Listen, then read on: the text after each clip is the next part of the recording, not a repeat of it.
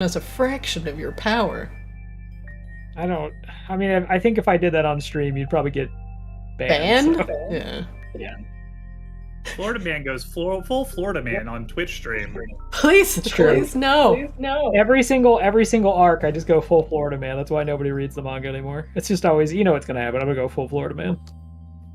This is too bad. This villain arc. There are two Japanese-speaking Florida men. I only amplify his power now. Florida Man. God, you take fucking. me by the hand, help me understand. I get surrounded by Can we swamp fucking start weebs. Florida Man. Ah, yes, the weebs from the Everglades. It's a well-kept secret for me. Listen, it doesn't. You don't have to keep it a secret anymore. This is not your burden to bear alone. You can just be a weeby trash Florida man because you've got company now. That's true. I mean, there was no way I was going to escape it. You can't. It's a blood curse. We're all stuck with it. This is something that you have willingly gotten yourself into, Rob. What do you mean? That Which sin was part of on it? him before he was born. All of the Yeah, rampant weebery. Well, I mean, if Western media could make good content, it wouldn't have come to this. That's all I'm going to say. I struggle to believe that statement when Courage the Cowardly Dog clearly exists. Yeah, I'm just saying, like, for every Courage the Cowardly Dog, you get like 9 successions in Game of Thrones. So. Or Frisky Dingo.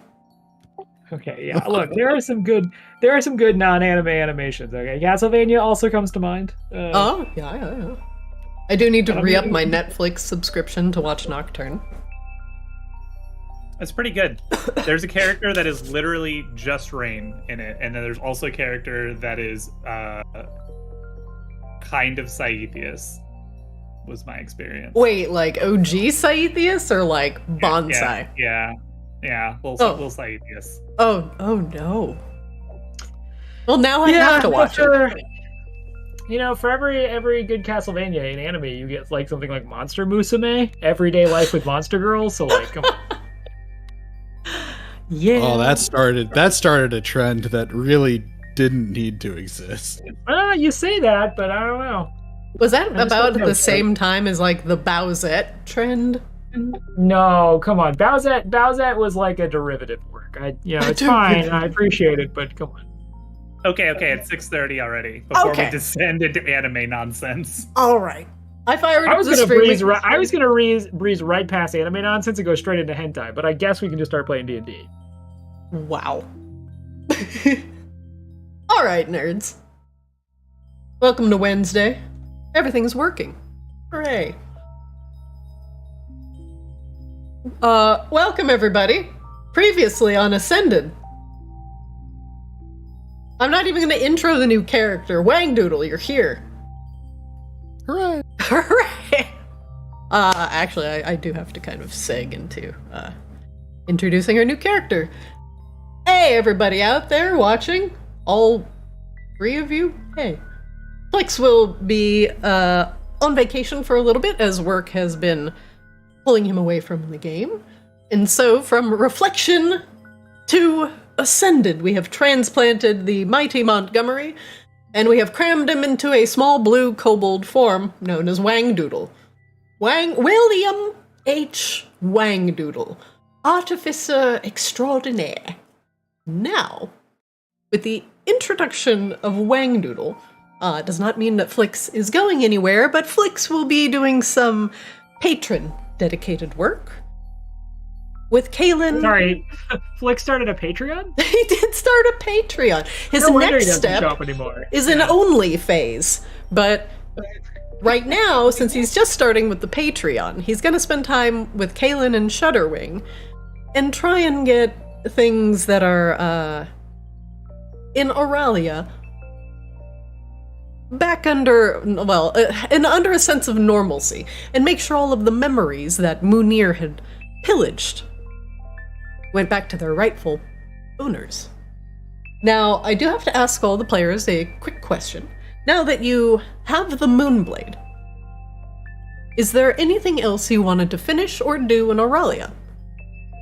And should our opening scene be back in the Court of Butterflies? Your other option is we can open back in Munir's Malefic Mansion, as you have just killed the demon lord of night that Munir was sequestering between the planes, and have now retrieved— ow, my god, I just pulled out a nose hair. Ow, why would I do that? Ah! Sorry. That's an unforced error.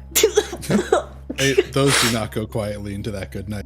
Oh, my right eyeball is now watering uncontrollably. And now All I right, have I'm this like, good. horrible image. I have this horrible image of Christina sitting there, like talking about the game while, like, just idly thumbing her nose holes. I literally was. I was literally doing that. And then This is why we're not on camera. that's why I use an avatar. I can do whatever I want. So just every time you're seeing her avatar, just know she's probably doing something gross. Oh yeah, I'm like knuckle deep in a nostril, but anyway. I gotta keep the passageways clean, everybody. Get your prostate checked. Anyway. What was I saying? Munir? You were, Back in Aurelia? you were asking us if we were going straight back to somewhere? Or if Yes, we are had you going something back to the unfinished Court of Aurelia? Butterflies, and are you settling up anything there with your, with Hala in the group? Do you take the Moonblade, and do you want to start it within Munir's Malefic Mansion, as you still have some mansion to explore? Or are you just gonna cut and run and head back to your airship? What do you all do? My I'm vote excited is to I feel like there's still loot in this mansion because there's still at least one chest, so that's where I'll leave it. You know, That I'm plus, gonna- we just saw like a demon lord that broke through into the plane of Arctis. That's kind of a big deal. It is. And we just I'm, obliterated his ass. I really want to take Dreon shopping, and also, if we leave now, there's no universe where you all can fall for the stupid fucking trap of the treasure chest. I hear you, but treasure chest. Oh, there we go. There. See, at least you make your intentions plain. You don't try to, like, rules lawyer it like other motherfuckers in this party. Hey, there might be a Listen. kobold in that chest. Listen, an airship's an airship, but a treasure chest could have anything. You could have a treasure chest in it. There could be a treasure chest in that treasure chest. It's literally treasure chest all the way down. Well, I can see this is not a positive addition to the party. Wow. I mean, it's literally Wang Doodle. Wang Doodle's in the treasure chest. Like, that's... Well, this is all the more reason to just go back to the boat. All right, that's it. I'm going back to the ship. Yep. I'm gonna have Dreon just go Akashima mode and just take a nap until this is over. Oh my god. Wow. You cannot have the remaining 2 party members that are currently active in this scene run the whole scene for you, or I'm going to shove a demon down your sleeping Isn't that throat. why? I thought that's why we brought Chody in, so I should go back to my, like, 15% talking time. Oh my god. Oh my fucking god. Sorry, it's character development. Let's This is not character. This is character. Dreon has realized Devolvement. his anger only hurts him, and so he's going to invest in more rest to become a better Catman. So Sorry, what was Bonsai's vote? What was Bonsai's assessment? Oh, for sure to stay and investigate. Okay. Sounds good. And no desire whatsoever to go back to the Court of Butterflies. Also good enough. Yep. Let us begin once again within the Wait, pocket. sorry. Whoop. To be clear, that was Bonsai's opinion, not Trevor's. So. Well, what does Trevor want to do? Well, why don't we can just resolve it in game? We don't even have to resolve it outside of the game, because you are in Munir's mansion. I just wanted to see if you took it and run, or if we should open the scene back in the mansion. It is up to you. But it sounds like you want to look around the mansion and see if there's anything you may have missed, or anything else Munir may have been squandering away. He did have that other hallway that was to the east that you have yet to explore. You know what they say, the treasure chest hallway is always over in the east-west, whatever was just said. I swear I heard it. You know, last time I put a really big, horrible boss monster in House Hamaki's East Wing, they just skipped it entirely. Why would you do that? well, that's just faster. That's we did just do that. faster. Yeah, I'm shocked we would totally skip what was expressly called out as the heroic optional boss after a literal 5-month dungeon crawl. Fuck.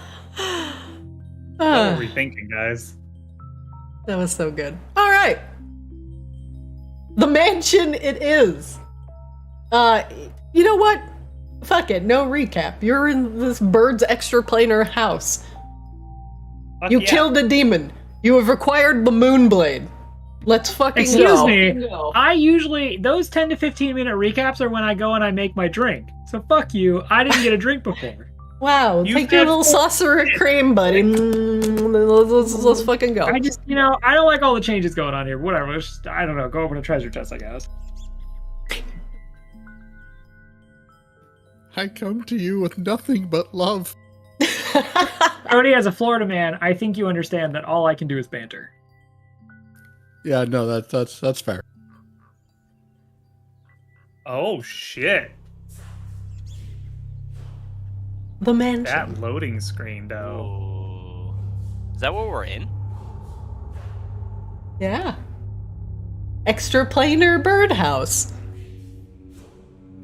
This has ruined all other tabletops for me. Oh yeah, be ready for that. And sorry, Boeing Doodle, you may have trouble just viewing the scene because you are currently not in it. Oh, good. I was like, oh god, am I blind again? Not Yes, again. It will be all black for you, but if you wish to follow along with the players, I suggest, at least for now, just popping open the stream and muting one of the two inputs. You got it, Cap. Bonsai, Rain, Drion. Munir had bound a demon lord of night within his malefic mansion, and here on this ritualistic portal, a stone statue stands, once holding on to the Lunesti Moonblade and keeping the demon lord bound within the plane. But an extra source of power was needed. The Queen's shadow as well kept this demon anchored to this plane. And now, without the two sources of power, the demon lord was quickly vanquished by Bonsai, Rain, and Drion, but not before smothering the room in infinite and unimpenetrable darkness that could only be extinguished by powerful magical sources. But now, your journey, your long journey, feels like it might finally be coming to a close, as the Lunesti Moonblade, the final relic that you need in order to open the portal to the Ice Library, is finally in your hands. What do you do?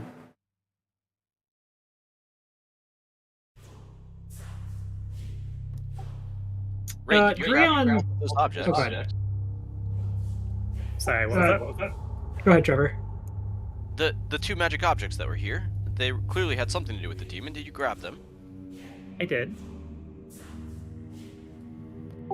Drion begins inspecting the blade that the demon lord had been fucking with, and kind of gives it an appraising view as he frowns at it.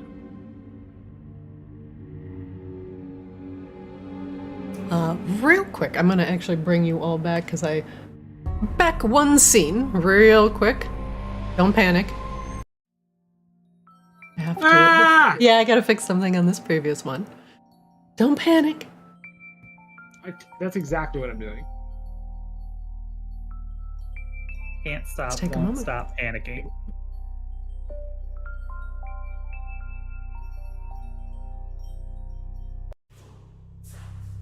There we go. Fix that slightly broken wall vision that was driving me slowly insane.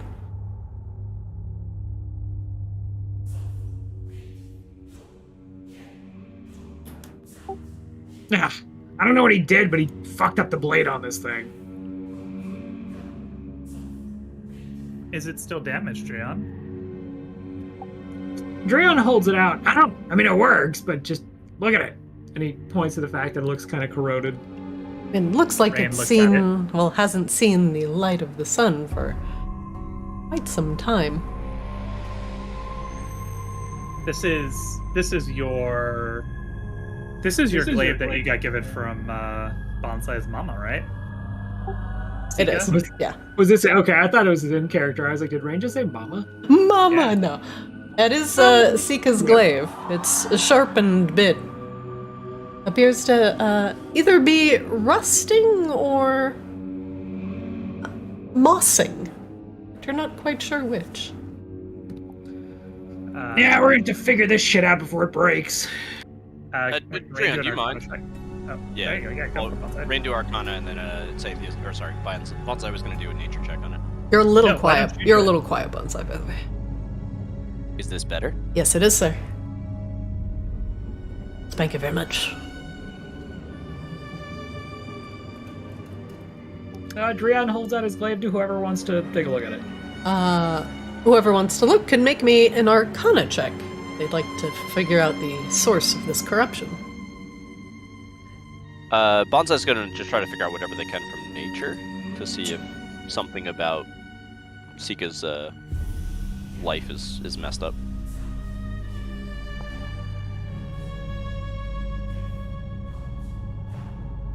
Bonsai with a 20, much like most plants, they do require a heaping amount of sunlight, or moonlight in the case of some plants. But the Lord of Night is not producing light and has caused Drion's glaive to become a little older, a little less sharp. It is like a plant that has forgotten to have been watered for a significant period of time. But you do feel like this could be healed one of two ways. Either with a mending spell, or with some tempering, with some good berry juice.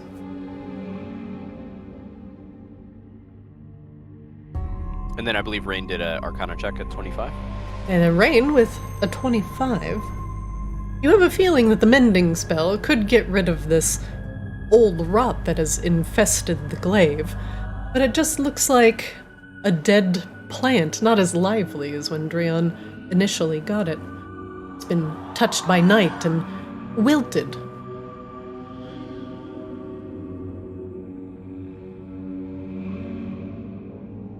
And I think that will stay. Like, I can fix the functionality of it. The mending spell would be a very quick and easy way to go about it. The good berries would infuse it with new life, it coming from Arborean sources. Well, I think I could fix it really quick, but I don't know that it's a perfect solution. Bonsai.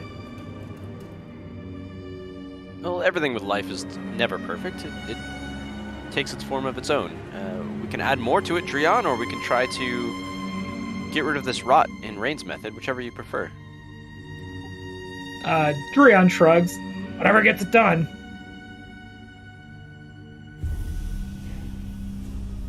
Both? Valid Why option. not both? Sure. Bonsai, you... Drian hands the glaive over to Bonsai. Yeah, Bonsai is going to make sure it's easy, convenient for Rain as well, and then going to pluck 2 good berries from their plumage and gently mash them into the most, corrupted parts. The good berry juice is instantly absorbed by the glaive, and the wooden handle suddenly regains some of its lively brown sheen as opposed to the faded tan it had become. And Rain, your mending gets rid of any of the lingering wisps of night that were suffocating this living weapon. And Drion, your glaive is now back to normal. Rejuvenated by good berry juice. Oh, I hate that. Drion takes a step back to make sure he's not in, range of clipping anyone, and he gives it a swing, and he nods on it, Robert Redford gift style. Nice. All right, looks like it's back in fighting shape. Well, maybe for the regular things we face, but if we face another demon like that, we need to be more ready. Hey, Rain, do you know where this might have come from, or anything else that we can learn from it? I'm sorry, where what might have come from? The demon? Yes, the demon lord that we just vanquished. Well, you remember how Munia admitted to puncturing a hole through reality and pulling a demon through? That's where it yes. came from. Is this... And this is where Slow is coming from as well. Is that correct? I don't think so. Although what we know about the Slow is that it's either the blood of Tiamat or something, like some venom she infected Arctis with. Through a bite. When you say Tiamat, Bonsai, like, visibly gets a little darker and, bristled for attack. Yes, I think because I don't want to call it a portal, but because the rift was technically sealed, I think we actually destroyed this particular demon as opposed to just sending it back to hell. I think it's gone for good. So, if I'm following this correctly, if we open another portal in a place like this, we could pull Tiamat through, close the portal, destroy Tiamat, and then it would be gone for good? Easy. Yes, theoretically, and the word theoretically there is doing a lot of heavy lifting. Have you guys actually explained who Tiamat is to Drion? I don't know that Drion has ever heard of Tiamat. Drion, you could make me a religion check.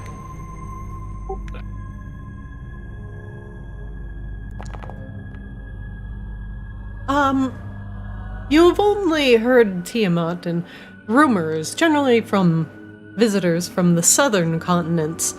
Some big, ancient, and evil dragon, but it's not something that is worshipped on Arctis, let alone mentioned. Drion doesn't really say anything. Like, he kind of looks like for a second like he's like pondering the name, and then it doesn't do anything.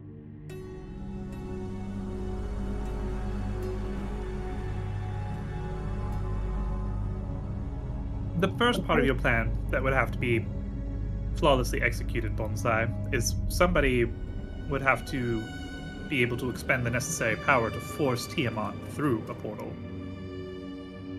That in and of itself would be very challenging. So, if we had something to entice them through, would that work? Not exactly. It's a combination of an entity like Tiamat is probably so powerful that she has the autonomy to choose whether or not she can be pulled across through a portal. And two, she's a rather large, powerful force, which kind of requires a lot of energy to move across the planes. Like, I have a spell. Drion chimes in finally. I'm gonna bite. What's a Tiamat? Oh, You see, Bonsai actually look. It's a complimentary item to a coffee mat. Eh. Can I get it on Amazon? Does it do 2-day delivery? Not in Feronia. Tiamat is the source of the slow that's slowly infecting Arctis and killing. Oh yeah. You mentioned. Okay, slow. Got it. Tiamat. She's a giant cosmic dragon, demon devil thing, who also happens to be the mother of Arctis, which is allegedly the cosmic dragon upon whose back the entire continent of Arctis sits. Drion, you can make me a history desperately check. wants to eat him. Yeah, that. Drion looks up. That's crazy. There's no slow in bossing, say. No, Drion just looked like very suddenly like, yeah, this went on too long. He's like, it's crazy. He's also the source of a fair number of conspiracies that we've uncovered, with certain individuals within Arctis itself opening demonic portals in order to gain power suddenly out of nowhere. What? Yeah. Like House Lycatus, the vampiric house of Maginox that we recently overthrew. You probably remember them, since you spent a lot of time in Maginox. Victoria, she made a deal with Tiamat for a lot of like arcane power and things like that. Blah blah blah. Took over Maginox. Drion's face visibly tightens as you tell the story, but he doesn't immediately say anything.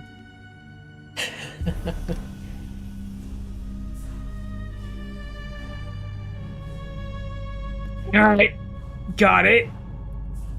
Wherever she Anything came else we from, did? it's What'd you important say? that we destroy her and prevent her from corrupting more of Arctis. More or less, yes. That is our entire mission. Well, not quite. I mean, but yes, probably. The whole mission. There's other bits about, purifying the slow so Arctis doesn't, wither and die anyway. I'm not convinced that that's necessary. We just need to protect Arctis from the corruption of Tiamat. So if we destroy Tiamat, everything will be okay. Except the whole infection that's already inside of Arctis. That little bit, a little bit important. Yeah.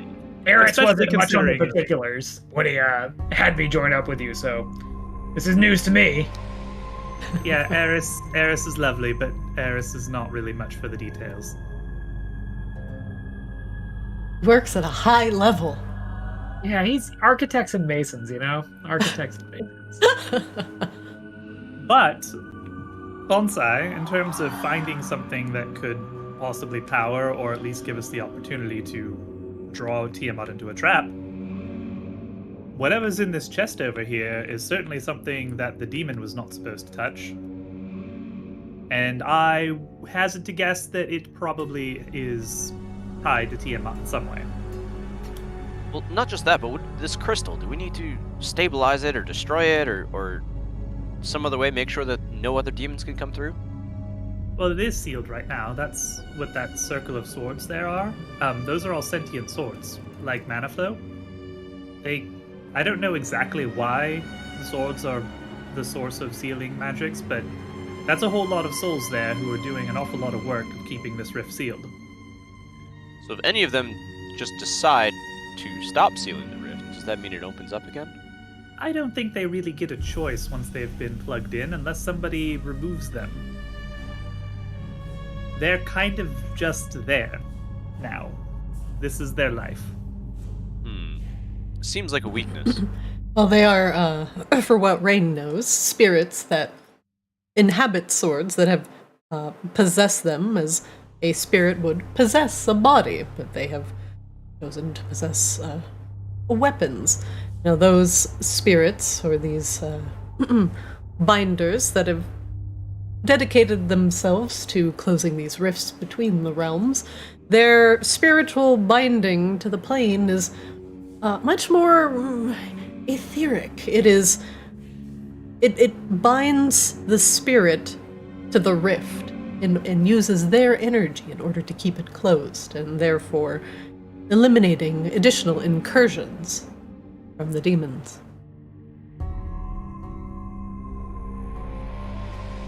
And for what it's worth, Bonsai, this is a pocket plane of Munir's own creation, kind of like our tower.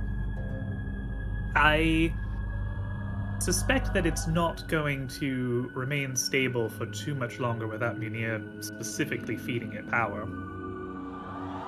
And now he's Munir not doesn't- capable of doing now, yeah. Well, I don't know if he's capable of doing it, but he certainly doesn't remember this place, does he?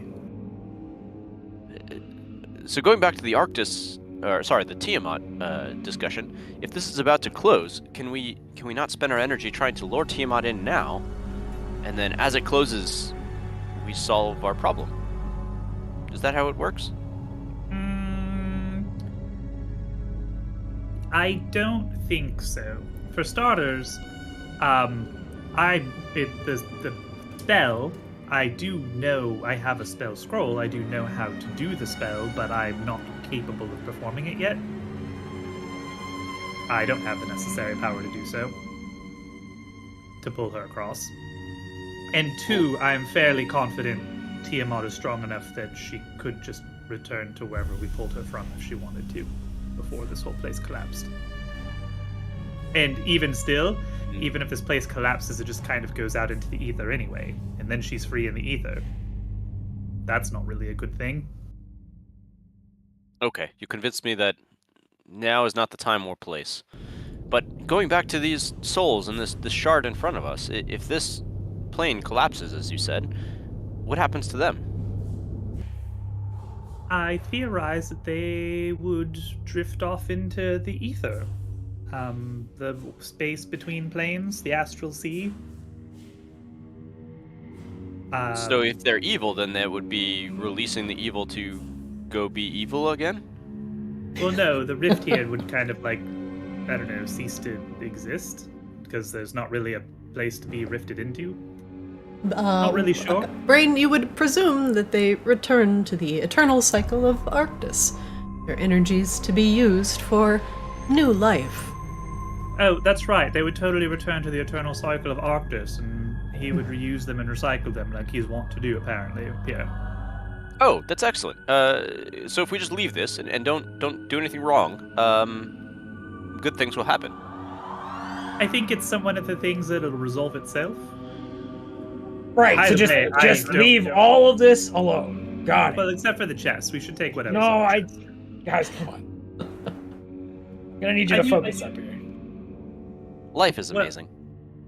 We don't know what's in the chest, Drion, but I kind of hypothesize that it's probably something tied to this demon, which that certainly gives us power over other demons we may fight.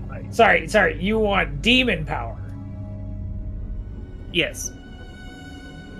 Because we can use that against them.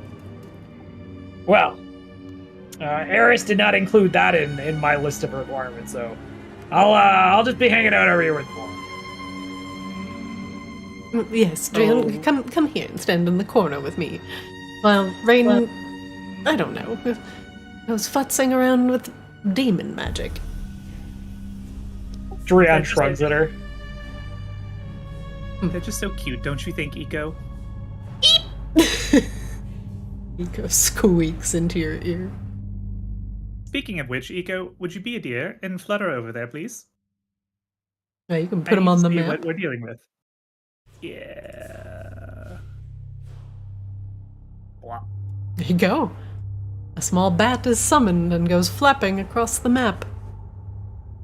And Rain will look through Eco's eyes and investigate this chest.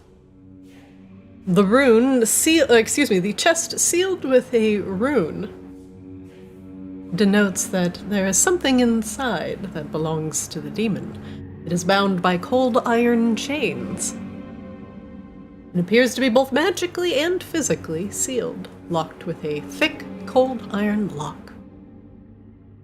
Do I get the impression that I could remove the magical wards with the Dispel Magic?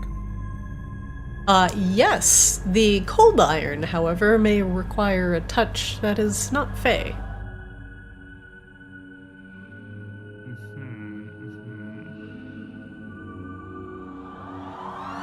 Well, Rain will cast Dispel Magic.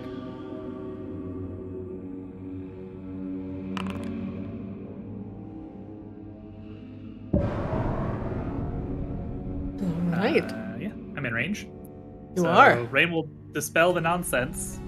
The stone tablet that is attached to the front of the chest, normally where a latch might be, begins to dissolve and sift away on an unseen wind, leaving nothing behind. Only the cold iron chains and padlock are left. Uh-huh. Bonsai, how do you feel about hopping over there and removing the chains? They're cold iron. I don't think I can do it. I'll certainly do my best. It's cold. Do I need insulation or anything? Or how cold? It's exceptionally cold to a fae. I don't know how you fare. It's like that tree in the other room that you vibed with, so I think you'll probably be fine. Bonsai starts hopping across. Let's make me a quick athletics check. Sure. Please don't fall into hell. Ah. The viscous pinkish Where they need to liquid go.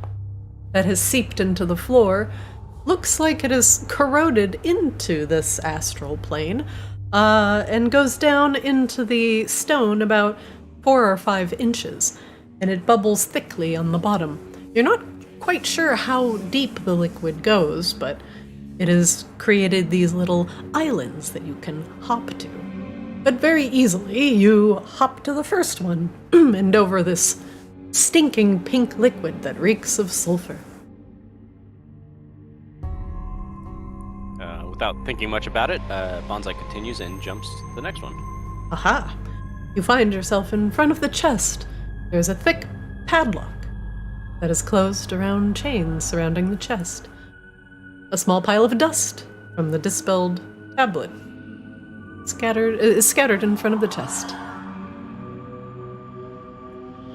And that padlock, is it locked, or what's that currently look like? It is locked, and is keeping the chest tightly bound and closed.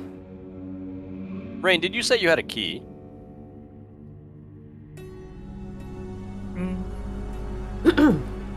Rain pulls out the little, like, whatever Guga that we took off of Munir.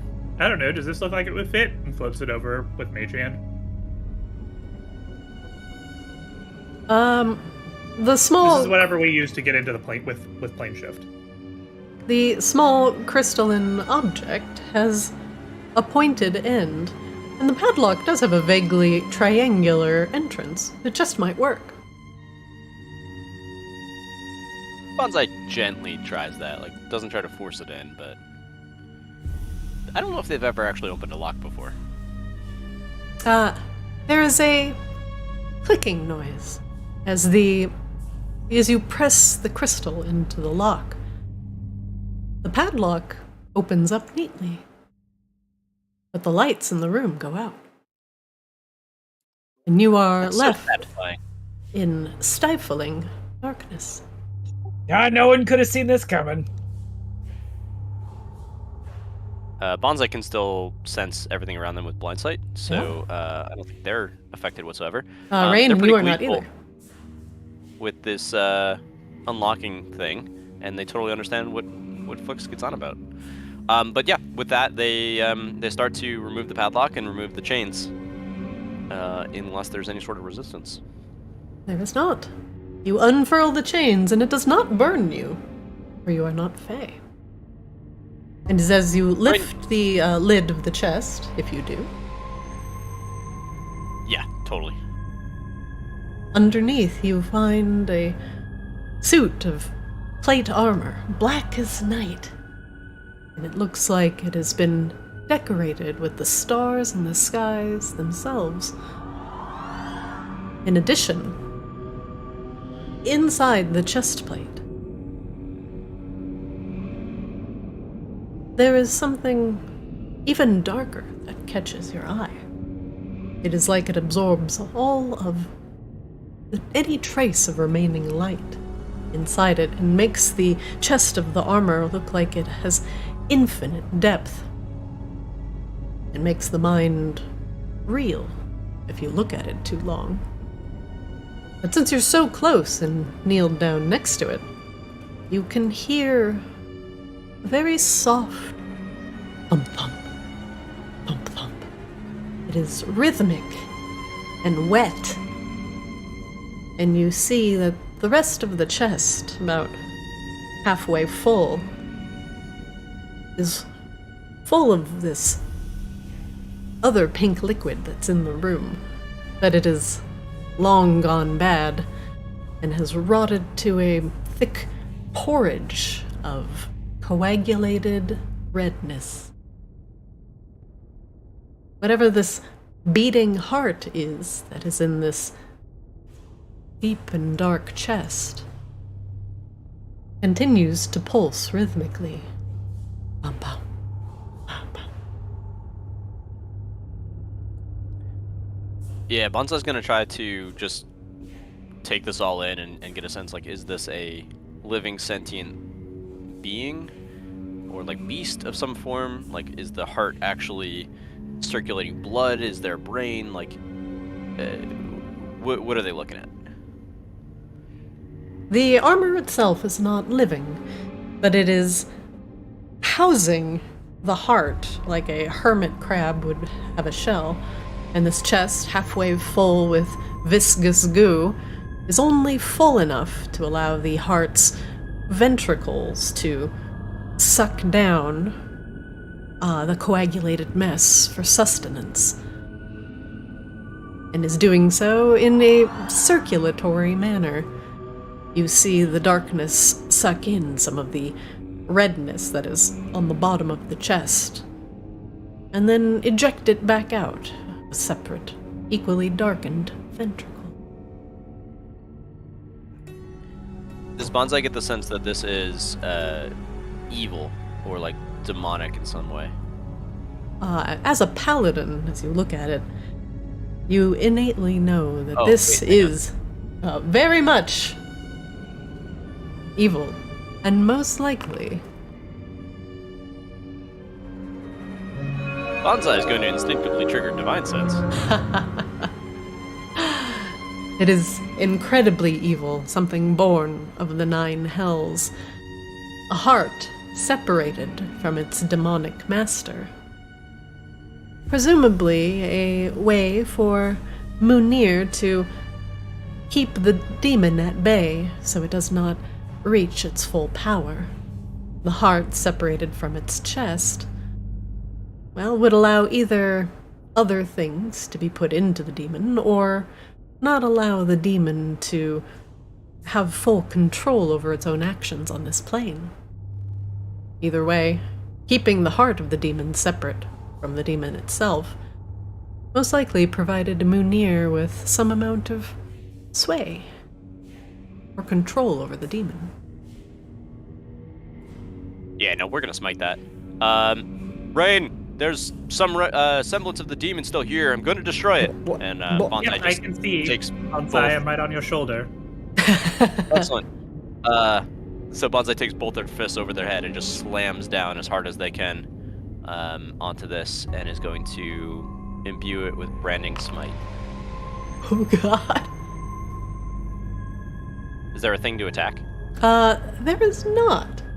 But I will allow you to roll just normally. If you'd like to see how much damage you do, I would love to see a crit. This is specifically to the Heart of Night.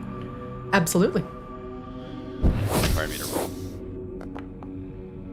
Ooh, not great. Yeah, it's good enough. Bonsai, your fists glow with a righteous astral radiance that reminds you of the aurora borealis that surrounds Arctis.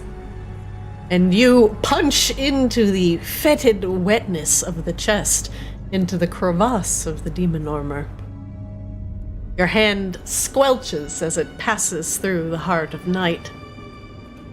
It is unpleasant, to say the least, and is much like punching a plate of hardened jello. Your hand comes back, dripping with the old blood of the demon, but it does not harm you. The Heart of Night is no longer a part of that treasure hoard. Good job, Bonsai.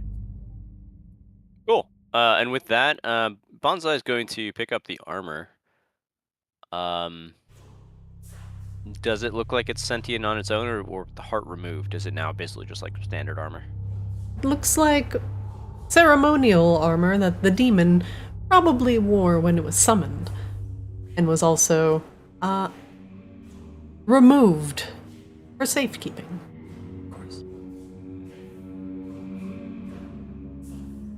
There is a sudden rumble in the astral as the Heart of Night is destroyed. I need everybody to make me a perception check, please.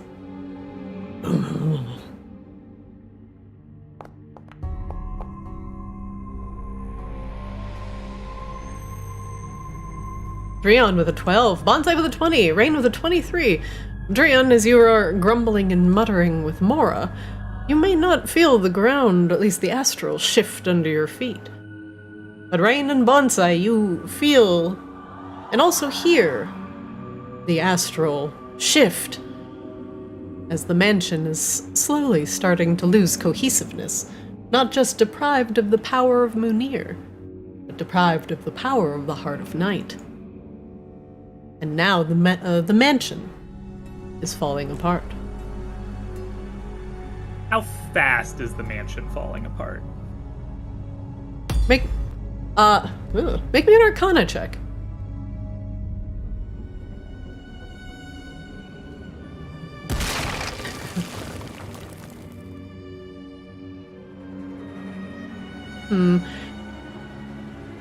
You have a good idea about these things, Rain. And generally deprived of their power source and their masters, these things start to fall apart very quickly.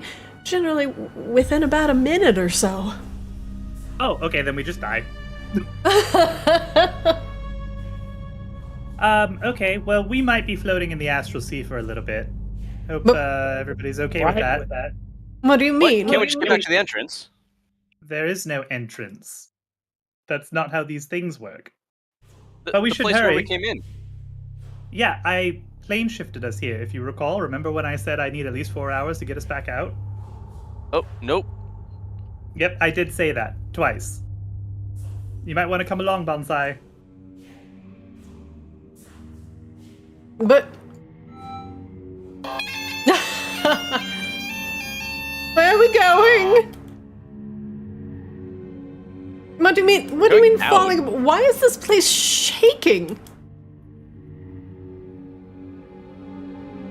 Maybe your bird friend that you made who's waiting at the front knows something that we don't yet, Bonsai.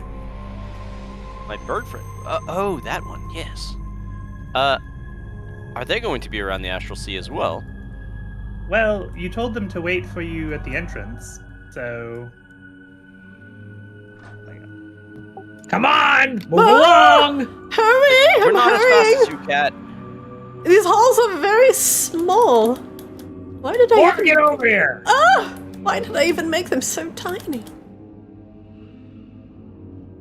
Alright, we're here, come on!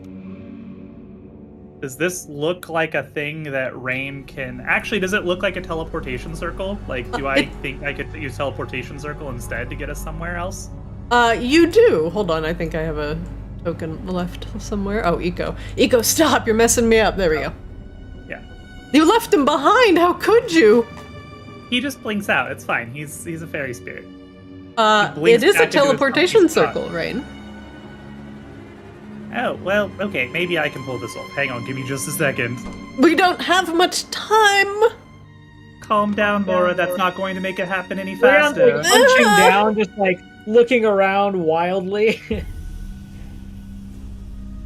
Okay, yep, that's where that rune is. That's where that star placement is. Okay, it's fine. We've got this. Don't worry about it. So if I carry the one, it's just back in. Okay, we've got some... Anytime! Oh, right, fine. We're just going back to the Audacity. We've got some light fluctuations. It's fine. Worst case scenario, you're just gonna swim a little bit in the astral sea. It's not a big deal, unless there's a very large monster. Cast the spell! I can't swim. That's a lie. I actually can swim very well. It's not. You I'm just sorry, kind I of just float. lie It's fine. when It's I'm fine. under Laura, pressure. shut up! Oh! Rain is like correcting runes with chalk on this circle to get us back to the Audacity while this is all happening. And with All that, right, I think that should just about do it.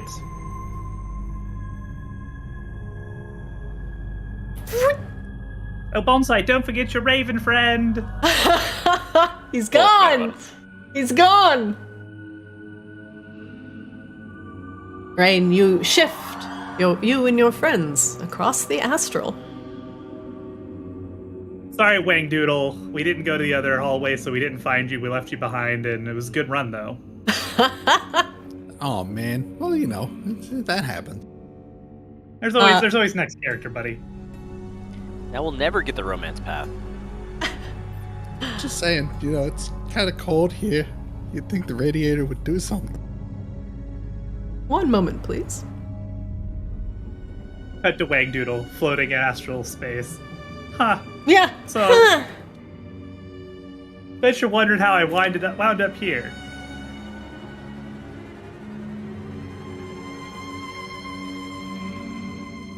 I need to put your tokens on the Audacity.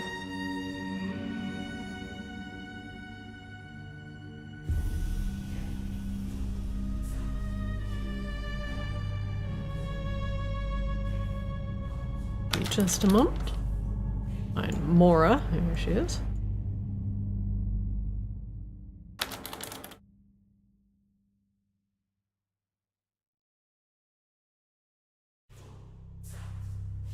And one last thing.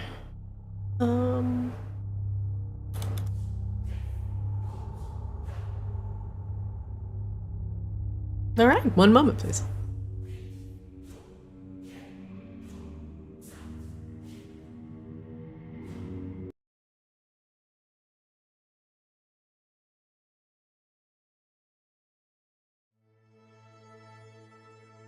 See, look there. Everything was fine. Nothing to worry about at all. Wait, who the fuck is that? Wait, who the hell? One moment, please. Mora? She's been with us since the Court of Butterflies. All I'm seeing is gray, by the way. Lots of gray. Just one gray. Oh no, Yes, 'cause Drian you're a didn't cat. make it. Drian's stuck in the astral sea. Yeah, this is my nightmare. One sec. I can try refreshing. Wait, hold on. I'm gonna put you back. Did that change anything? Nope, I'm still gray. Is it like black and white or? It's kind of more like a bluish gray.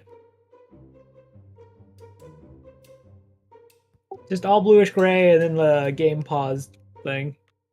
Can you see the airship or anything? Nope, I can see fuck all. You should Okay, refresh. also- You should also refresh. The scene. Okay. The Arcane Audacity scene. Yeah, I got logged out. Yeah, that's probably it. Let me in, Let me in. I'm sorry, that was probably my fault. bro. You are not I in the thought that game. when I first joined the crew, and no, everything was not my fault. Well, I think the jury's still out on that one, Trevor. Well, hold on now. Yeah, let's not say things we can't take back. Waiting for Drian to get logged back in.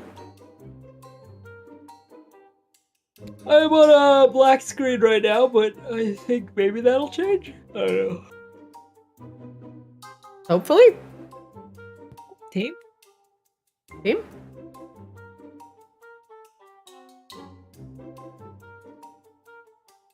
Black screen. Okay, I'm gonna hit reload again. Were you able to log back into Forge? I did. Okay. Okay, yeah. Now I've got the friendly Kevlar and downloading world data, so that's progress. Okay, yeah, I see you slowly popping in. Just be a moment. The friendly neighborhood Kevlar screen. Yeah. Hello, you've entered Arctis. Now hang out with me for 30 to 45 minutes. Let me wrap you in my warm, prickly embrace. I feel like we're onto a podcast idea here, Drew. Okay, hold up. I'm back to grayish blue. I don't actually. I'm on the ship now. It's fine. You're on the ship, Yep. It was gray blue for a minute, and now I'm back. so you can see everything. Mm-hmm. Okay, great, perfect. Drian, how many fingers am I holding up? Damn it! Fucking almost ending up in the goddamn astral sea, which I don't know what that is, by the way, but sounds awful. Before you, as you have teleported back to the safety of the arcane Audacity, as Munir's malefic mansion begins to fall apart, the Moonblade is safely in your hands, as well as the Queen's shadow. But Esther is talking to a curious goggle-wearing kobold, who are both on the deck of the ship, and a mechanical ornithopter, which will take the form that Wangdoodle prefers. A small personal flying device sits just behind the two, big enough for a kobold. and a few of his creations. Wangdoodle, why don't you describe to everybody what they see? I mean, they see this kobold just sitting there having a conversation with Esther. Like, Esther, listen, I was telling them, right? I said, what are you talking about? Where do you want me to go? I don't, what's happening here? But you know how it is. You know, Lou says you do something, you go because Lou told you to do something. It's really important that you listen to him. I'm glad you found us so quickly. Oh, it's so good to see you, Wangdoodle. It's good to see you too, Esther. You know, it's been a while, and it's good to see friends. You know, especially when you spend so much time learning together and working together. So it's good to see. Good to see you. So You've been doing your graduate studies for so long. I was worried that Lou would never let you out. I mean, there was some conversations. You know, he didn't really like the whole idea of "you build it, I break it" as kind of like a go-to phrase, as something about not being professional. And I'm sure him warning you away from the geothermic rift didn't do much. Well, I mean, that's kind of understandable, but I think that's why we're at here. I think we can figure. White Doodle turns slightly and sees. Oh, everybody's suddenly there are more back! people on the ship. Hi! So the Bonsai! next time that happens, let's not almost get stuck in the astral fucking sea. Drea! You're Oh! fine, Trion. Everything's fine. Look, you didn't even get any on you. Oh, actually, wait a minute. Brushes off a little bit of stardust off your shoulder. Just a little bit. Dreon involuntarily licks the spot. Disgusting. Oh, do you guys have a new friend? Esther looks at Mora. Should I get another room ready in the, deck? I mean, we do, but do you have a new friend, Esther? No, this is my old friend. Wangdoodle and I go way, way back. Even to beginners of artificer school. Oh. Wangdoodle steps forward and makes a slightly scholarly salute to the group. How you doing, guys? William H. Wangdoodle. I'm an artificer and artillerist extraordinaire. You build it, I break it. Lou Dreon always continues hated licking that himself. saying. Yeah, well, Lou's not here right now, okay? Let me have my moment. Well, I was actually just about to show Wangdoodle around the airship, but... Well, now that you're here, we can do it together. Maybe don't break the airship, though. We spent quite a bit of time on it. Well, It's a nice ship. to Also, be honest it's with not necessarily a real thing. So if you break it while we're inside it, we apparently all disappear and go into the astral plane. That's not how it works. That's not how that works. Dreon looks Well, up concerned. That might be how it works. You're No, on it's the not. culmination of, well, my graduate studies with Lou. The arcane Audacity. Oh, now that's a name. You'd see Wangdoodle's eyes slowly start to come back to normal as they started to grow and the pupils dilated at the idea of what could possibly happen if the ship blew up as he listened to everybody else. Its current power source is powered by, well, a Borean shard. In fact, a highly resonant Borean shard. Morris is on the deck too. He's helping Morris is keep. here too. He's helping keep the power source under control, and I just keep the ship, well, floating in the right direction. Speaking of which, we've been floating over Aurelia for a little bit. How are you guys doing? Oh, great. We've accomplished everything, I think. Right, Bonsai? We're good? Dreon? I mean, we got one demon lord down, but there's a much bigger one that we still need to figure out how to destroy. Oh yeah, there's a few of those. This is Mora. Mora will be returning to Maginox with us. Former member of the Unseelie Court of Maginox, as it turns out. Didn't Yes. know I was in the presence of greatness. Daughter of the Queen of Air and Darkness, as I understand. Oh, that actually reminds me, Mora. Yes, what is it, Rain? Did you want this? Did you want to hold on to this, or did you want to look at this together at some point? And Rain pulls out the What have you got? diamond. Oh, Her Yes. mother, my Queen's Shadow. precious. Yes. She holds her hand out, but looks up at Rain and looks back down at it. As much as I would love to hold on to that for safekeeping, I also do believe it would be perfectly safe in your hands. Just be careful. It's got a little bit of my mother in it. It goes right back next to the other artifacts, including the Mirror of Life Trapping. Yep, right there. Thanks. All right, I guess we'll figure that out later then. So, yes, so I'm assuming this one, the little blue one, is new. Apparently, welcome, Wang Doodle. Not sure why you're joining us. Did you need something? I'm Actually, I was called. I'm sorry. both Esther and Wang Doodle will start talking at the same time. Wang Doodle, you do have a sending stone for Esther. She is your BFF. But you are here with some knowledge. Whether you want to impart that onto the party or not is up to you. Yeah, sure. I mean, I know it's strange, but I was talking to Esther about this. But yeah, Lou Nibblesworth said wanted me to come out because of some of the studies I've been doing into alternate power sources. Oh, Okay. Blue. Esther claps. Well, yeah, so,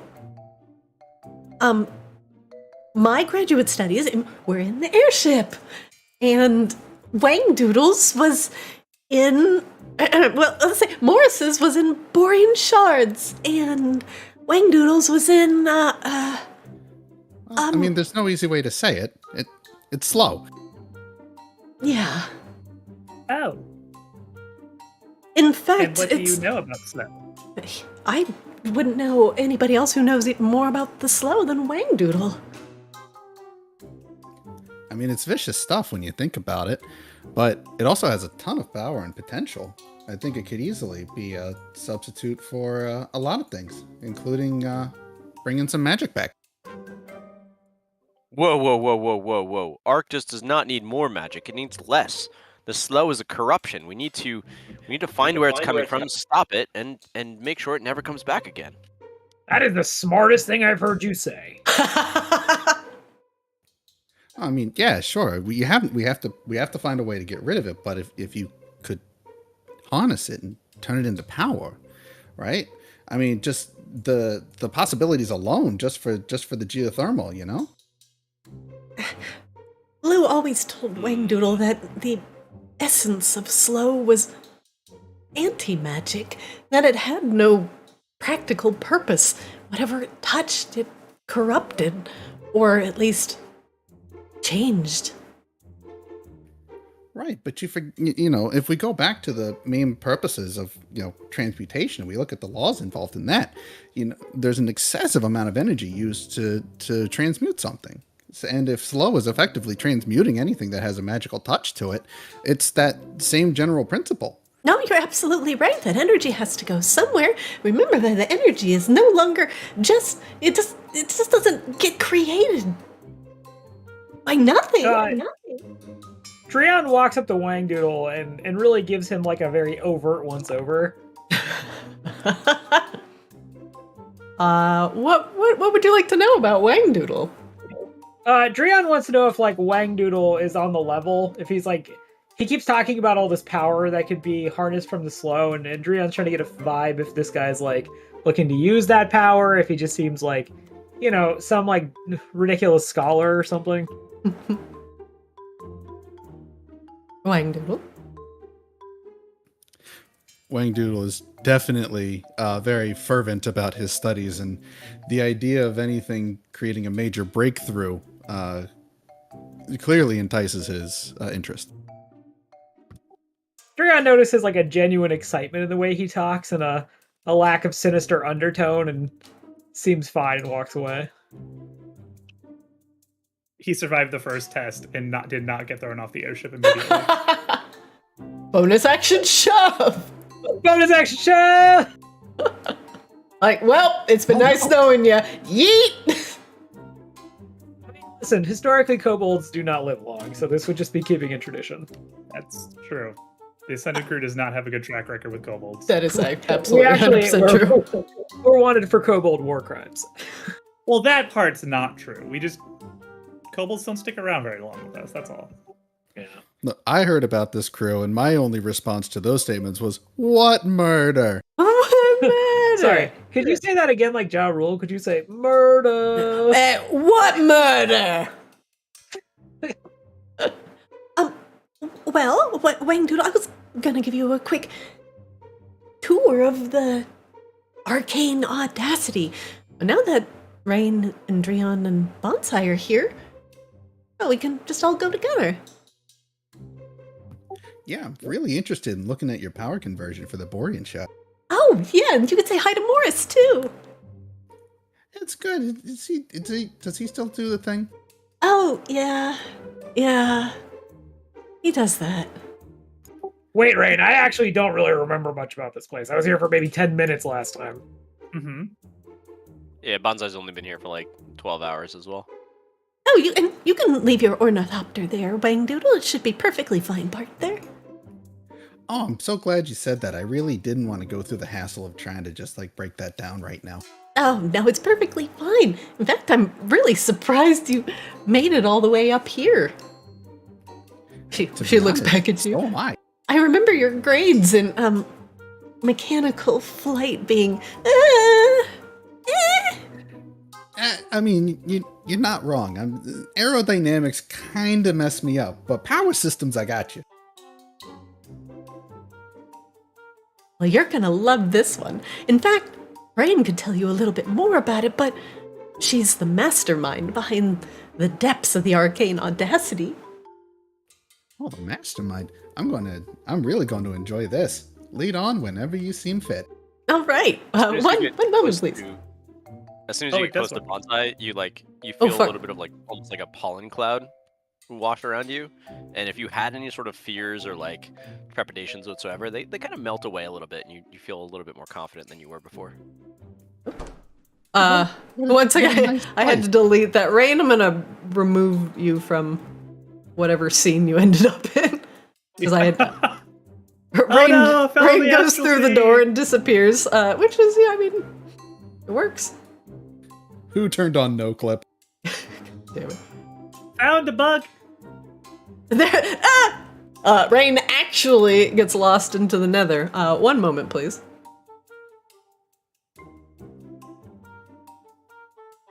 Oh, this is a cutscene and Rain's just trying to do the skip. That's going to save at least 3 to 4 minutes. Okay, let's make sure. Okay, so some Unless things... the Force client crashes, in which case. So I just want to let you know this has been completely redone. And you'll shortly see why. One moment. Wang Doodle requested accommodation. Rain, Wang Doodle, Mora, and Esther.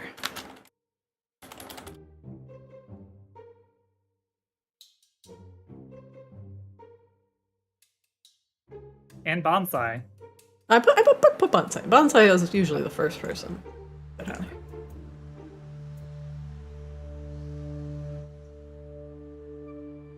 As you step through the gauzy cloth that separates the deck of the Arcane Audacity and the stairs, you see that there are no stairs leading down to the bottom of the ship, as you would expect, Wang Doodle, but instead a brightly lit magical circle is etched into the floorboards, thrumming with arcane power. And before you can look too deeply at it, the rest of the group and Esther ushers you across its threshold, and you are teleported inside the dreaming. You find yourself in a small and comfortable looking room.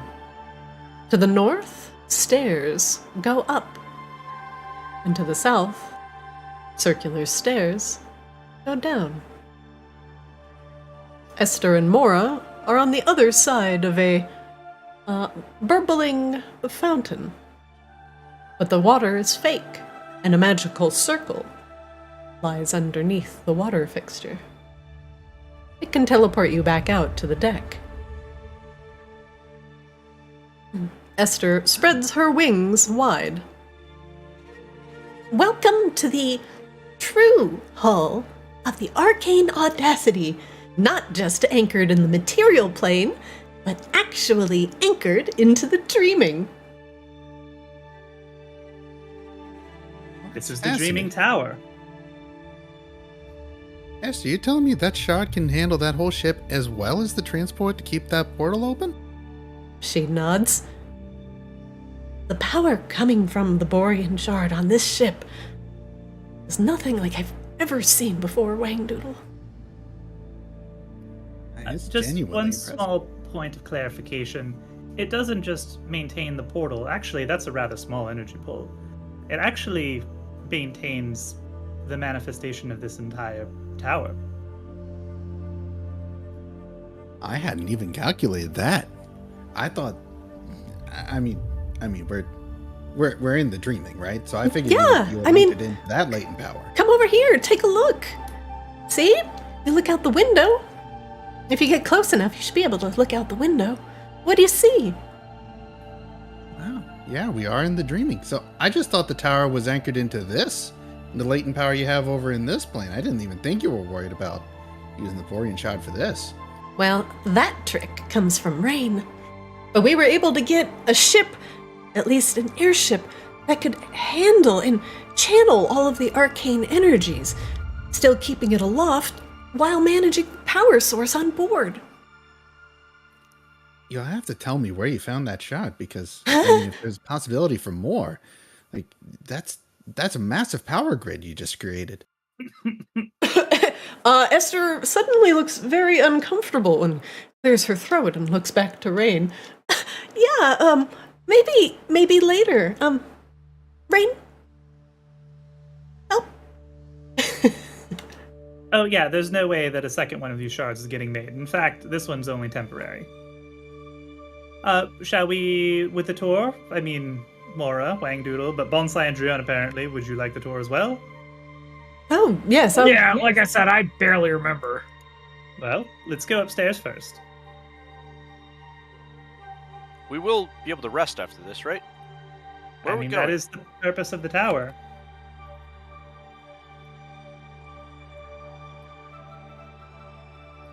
Oh, we hey, decide where we're before I going next? forget, before I forget, I didn't want to show up empty-handed, so Oh, actually, Thorn is not here. Sorry. if you would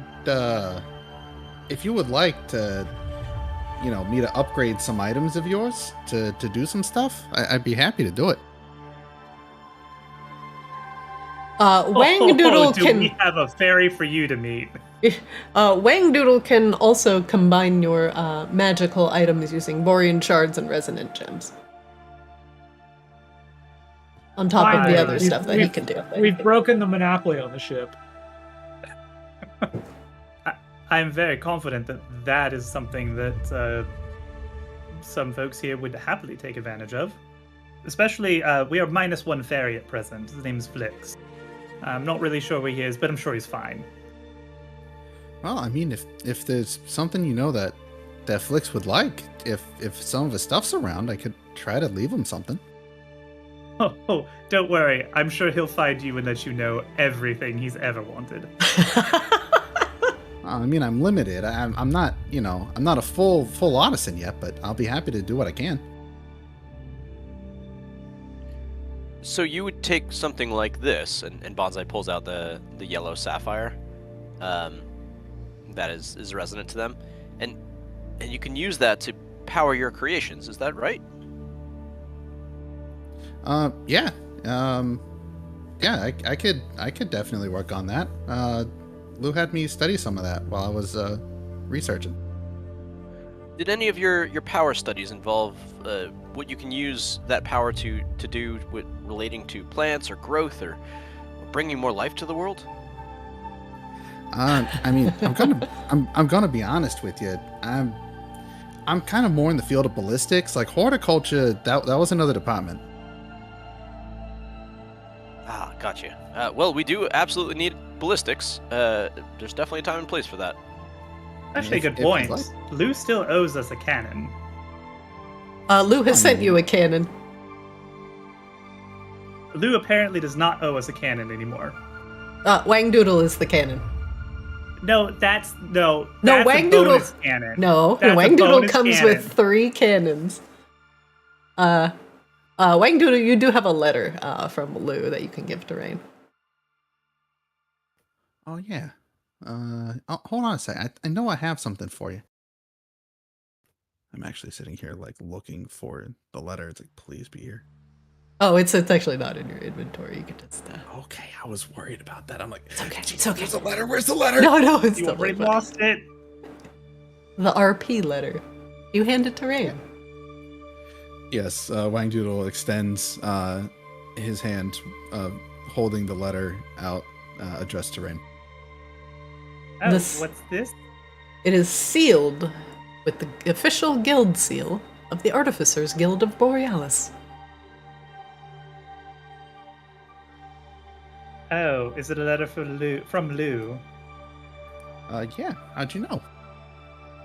It reeks Well, of cigar smoke. Somehow he's the only artificer we've met in Borealis that hasn't on this ship. Yeah, he's kind of busy. For some reason he always finds something to get himself dirty with.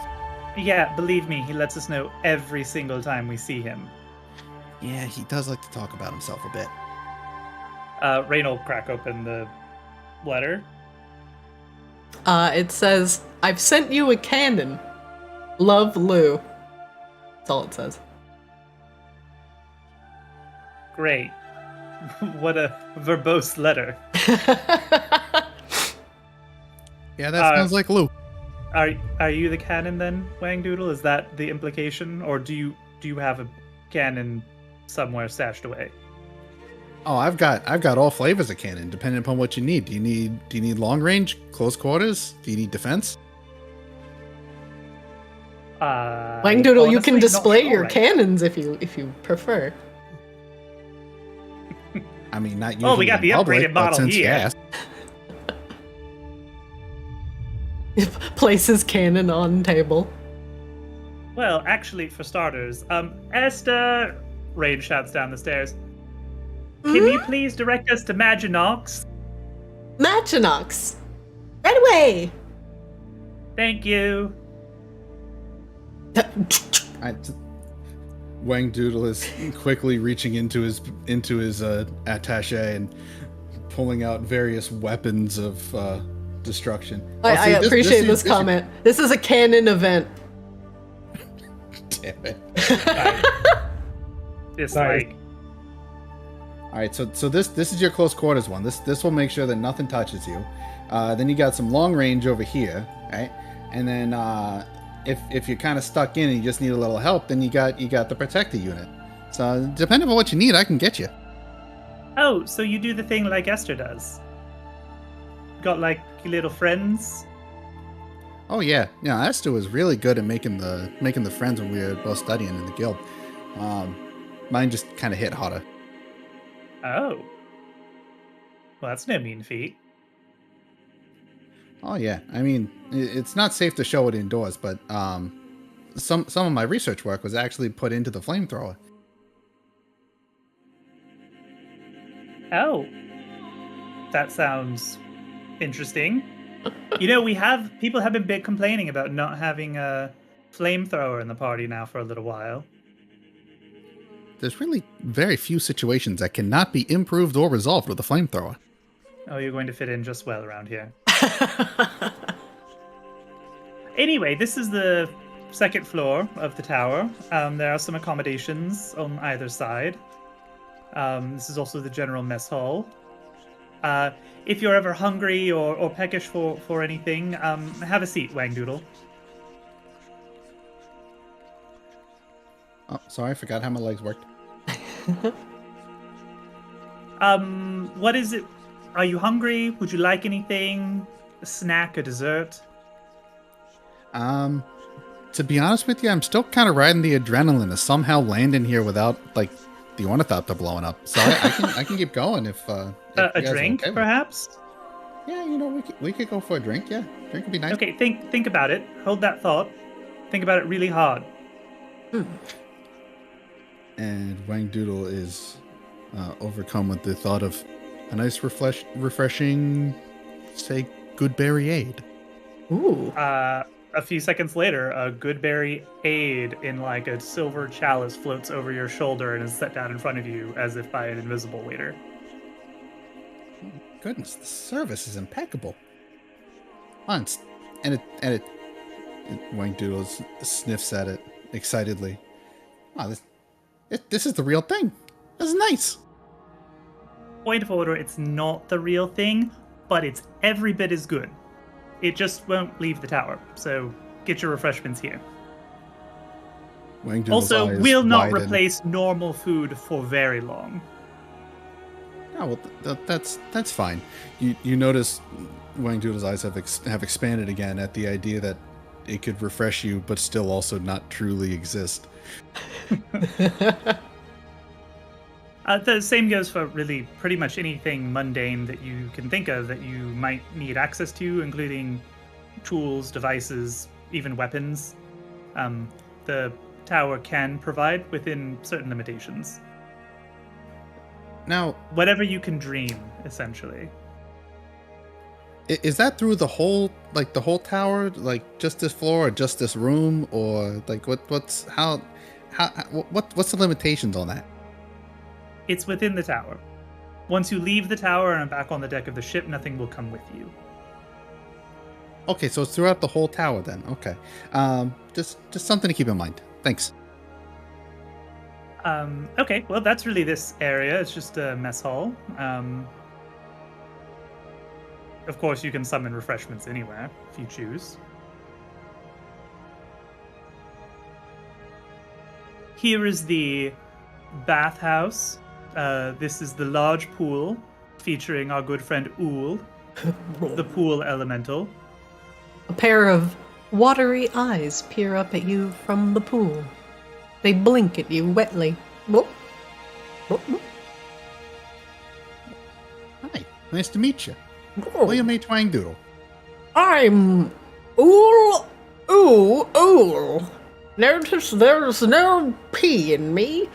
Please keep it that way. I'm sorry. I shouldn't laugh, but you got me with that. That's nice. Morris looks up. Huh? Nope, never mind, Morris. What? Stay there. Morris opens the door. Hello? You really remember when I told everybody you really need to put What? your names on the outside of the door when you claim a room, Morris. Wang Doodle? Morris, how are you? What are... why... What?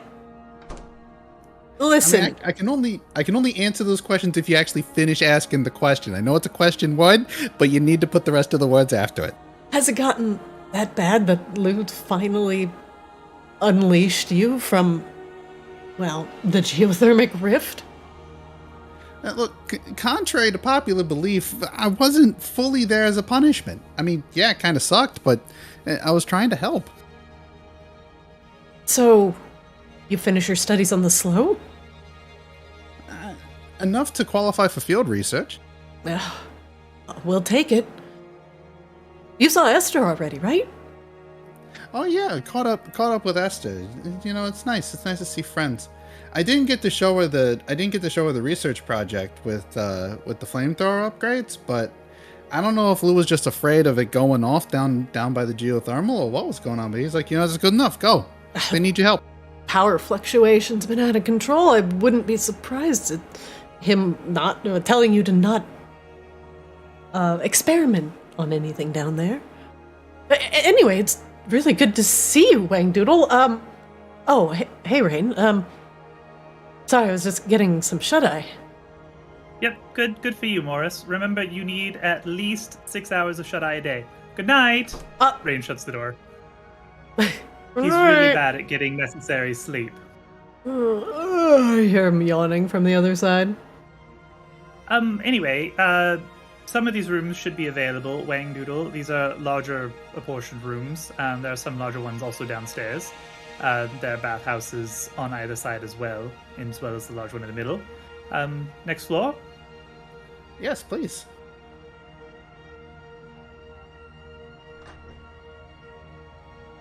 So here are some more private apartments. This is Drion's room. Bonsai's room is over here, and our friend Flix's room is up here. Note the whips and chains. That's the way he likes it. Hey, no shames, no comments around here. Judgment-free zone.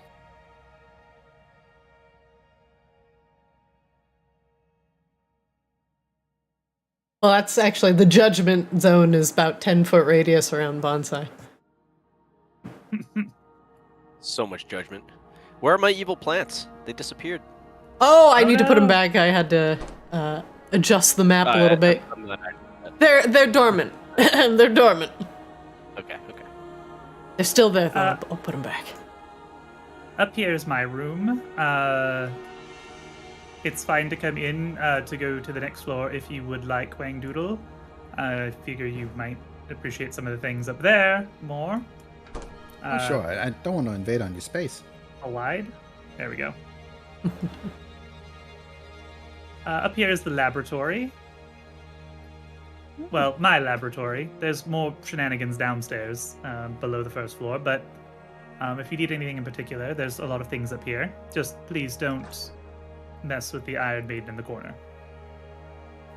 Oh no, that's not really that's not my field at all. So I shouldn't have to go near there. But this is a nice place. Is it in any way connected to any of the other work areas? Any of the other work areas? I'm sorry, like research labs, workbenches, anything like that? You mean up here? Yeah. No. Not really. Morris does a lot of his work in the bowels of the ship, I believe. That's probably where I'm going to spend a lot of time myself, but that's probably because that's where more of the tools and workbench areas. Yes, tools and workbench areas. Morris is not really much for workspace. Spends a lot of his time pretty much in the middle of a bunch of pipes. But, I'm sure you can find space if you need to. Oh, good. I thought you were worried and you were going to tell me he's gone back to researching, because honestly, that wasn't his strong point.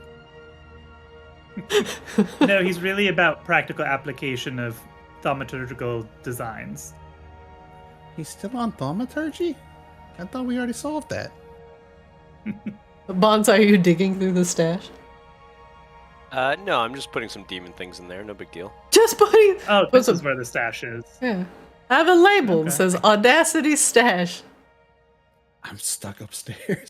Go around. You gotta futz this a way. bit. There's a wall. You gotta go in. You gotta go in from here. There you go. There you go, buddy. I was beaten by invisible walls.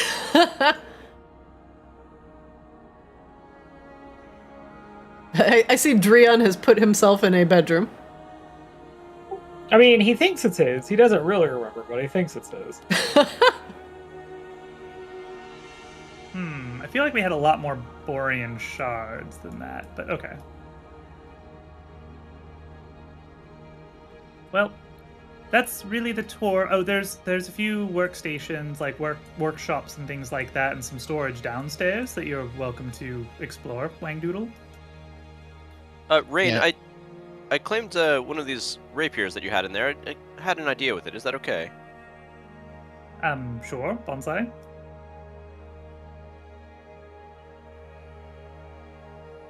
Wait, did you take the sentient sword? How do you know? Should I ask it a question? I don't know. Raid will just check. No, I took the rapier of life stealing. That we Oh, got in one of the first vampire houses. I don't even see the sword anymore. Yeah, I feel like there's There's a some non-zero stuff chance finishing Flix there. shot it out of a crossbow. Oh, did he just grab everything? I think Flix has a bunch of stuff. But that wouldn't have I'm even. sorry. All the stuff that I put from the treasure channel, and that was in the previous stash, has just been copied over to this stash, so it should be the same. But if you are definitely missing something, we'll check Flix first We'll and then talk go about it, from it's there. fine. Yeah, it's possible Flix just helped himself. Yeah. It's not possible. He certainly did. I just didn't think he was quite that selfish about it.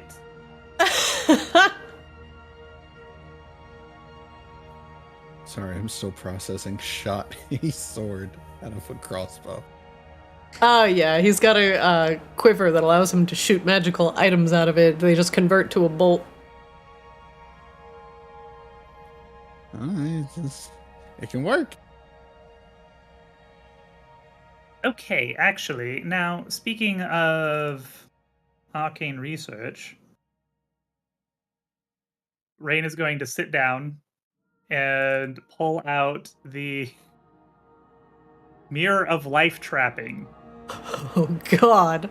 Okay. Probably not on this floor though. Probably actually on a couple floors up.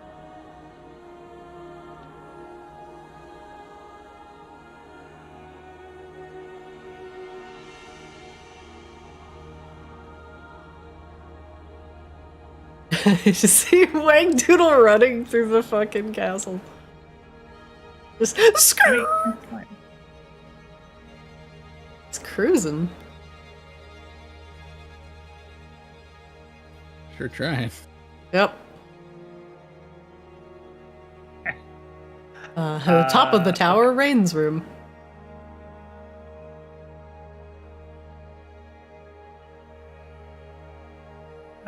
No, that's not where I wanted to land, but okay. I mean, you could pick it up, but yeah. I can also just place it anywhere that you like. Rain has a large mirror that she pulls out of a bag of holding.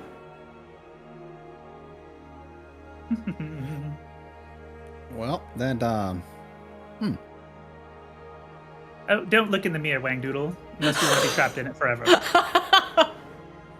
I was waiting.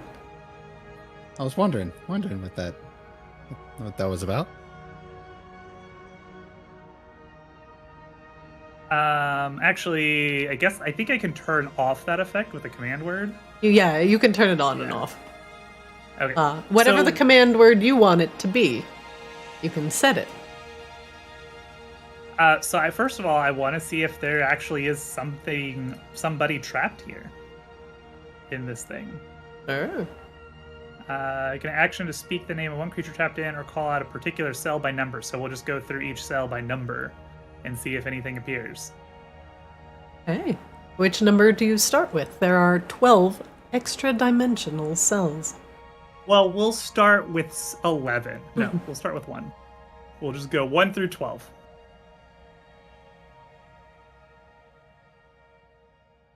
There is nothing in the first cell. You see All right. emptiness beyond. Swipe left. It too is empty. Swipe left. The rest of the cells are empty. There is no one contained in this mirror. Oh, that's kind of disappointing, actually. Oh well. Throw a sheet over it so nobody traps themselves. I'd hate to think of it, but I mean, what if the arcane constructs in that are faulty? The arcane constructs in the mirror, Yeah.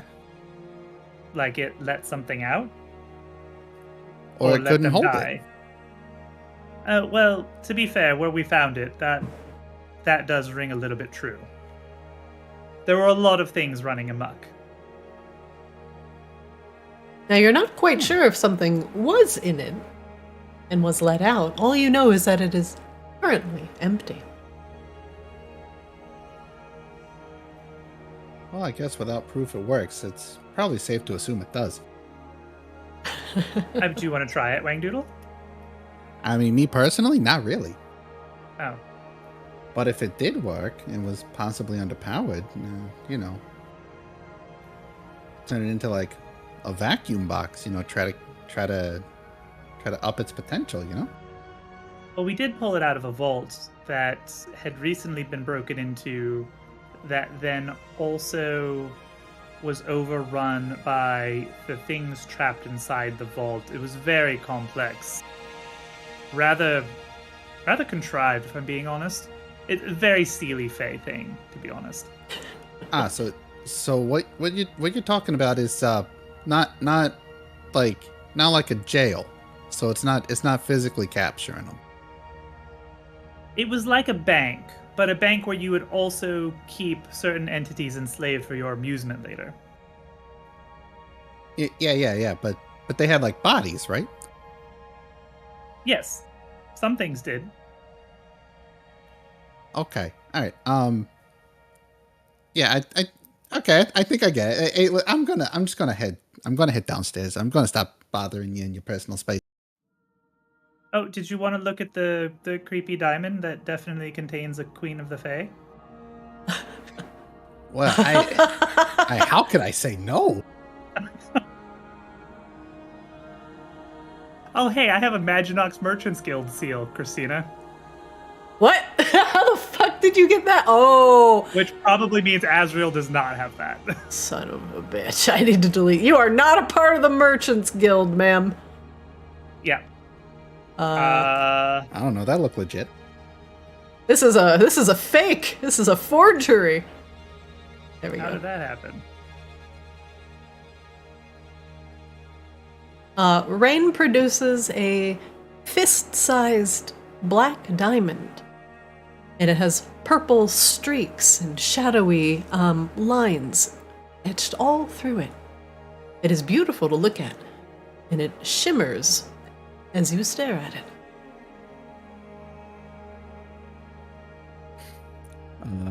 Wangdoodle leans closer to it, and his left hand reaches up to the goggle over his left eye. He turns it 2 clicks clockwise and then 3 clicks counterclockwise, and a smaller frame comes out and sits in front of the main lens. I'd love to take a closer look at this. Enhance. You can make me an Arcana check, Wangdoodle.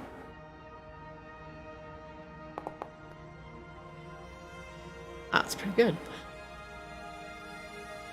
Much like the Borean shards that have come from Arctis, this particular crystal harbors an incredibly powerful magical source. You can tell by just the way it moves is that its origins are from another life form, which means either soulcraft has been involved, a long forbidden practice in Arctis, or there's some strong Fae-like magic, which is binding a part of an essence to this crystal.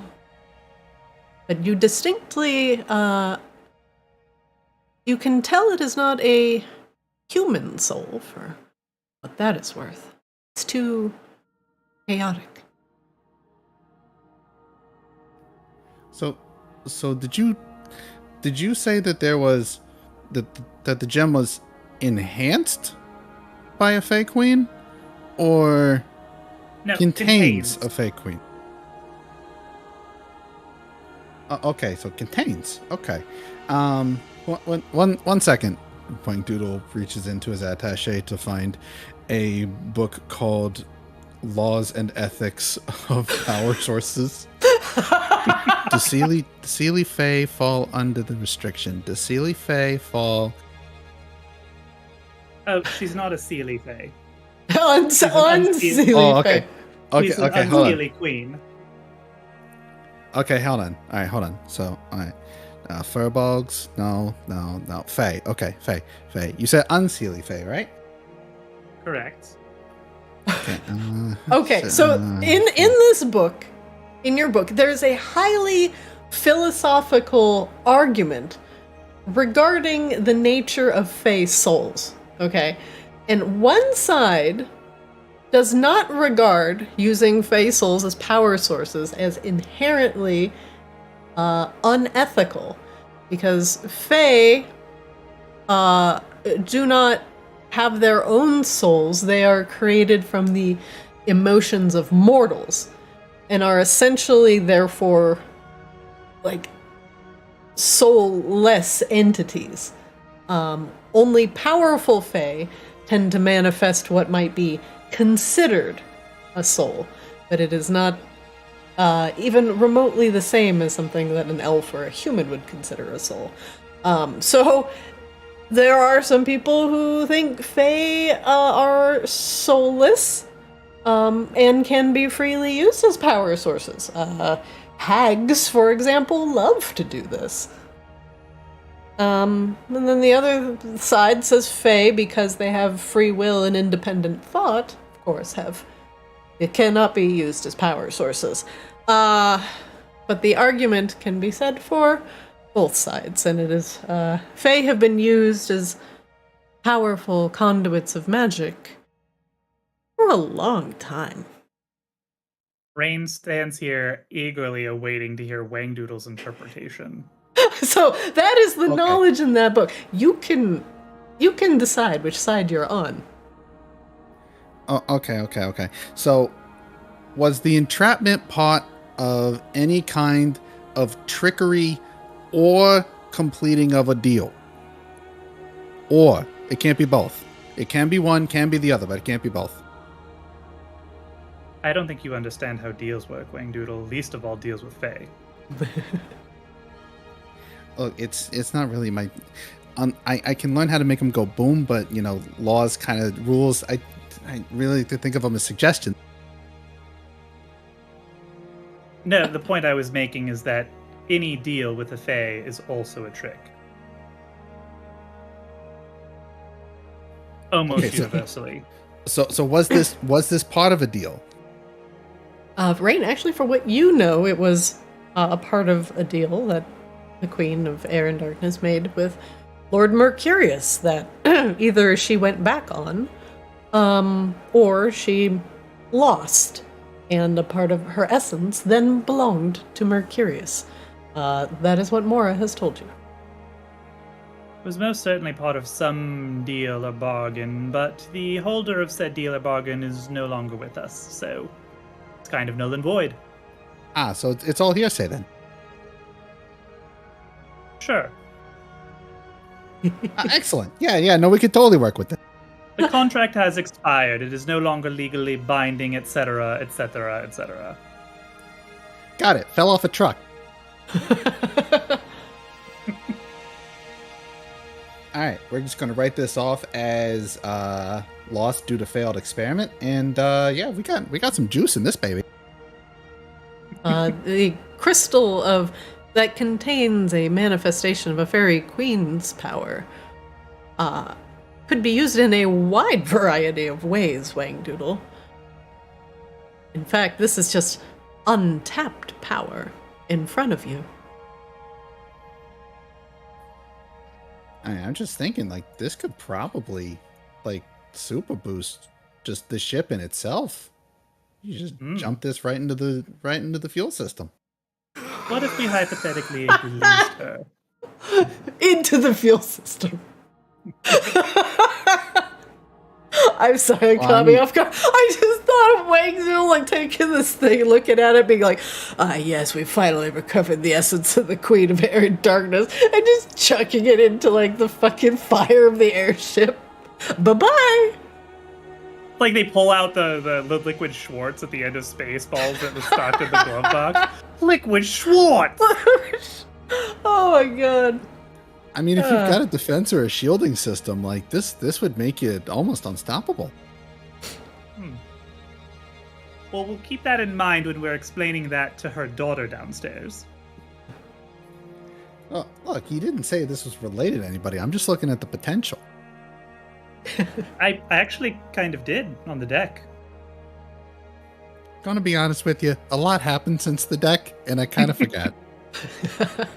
That's fair. Now, I was thinking more along the lines of, do you have any idea how to release her from here? Like, to get her back into, like, this, to the form she was in? Release her essence from being trapped inside the gem? Oh, I mean, we're in the dreaming, so she should be able to... Okay, so that is a question, Wang Doodle, because releasing her is the easy part. Getting that back to where it belongs is the hard part. Also, when something is free of this crystalline shell that is in, it is unprotected, and anything else could potentially grab it and use it for their own devices. The reuniting of essence and body is harder for some than others. For Fae, they would more or less just have to be in proximity to the freed essence. But for humans, putting a soul back in a body is much more complex.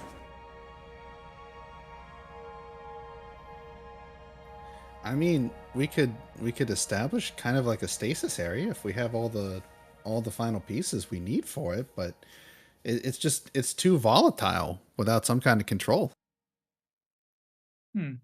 Also, you could release her by putting the crystal in your can and then pressing the green button, which would release her in a fiery blast in a 15-foot cone in front of you. Yeah, but that's still the volatility problem. You know, we have to find some way to control it to make sure that everything is directed to where it's supposed to go. Otherwise, you know, it's an uncontrolled explosion. Everything's just everywhere, and you're missing a couple of toes. Well, maybe consider it a professional inquiry when Esther eventually shows you below decks in the engine room. Like I said, if we've got the body and we can establish a control area, then I don't see why we couldn't give it a shot. Well, like I said, when Esther explains to you the nature of the borean shard that powers this ship, have a think. Let's just say that she's not the only one we need to free. Oh, wait, hang on.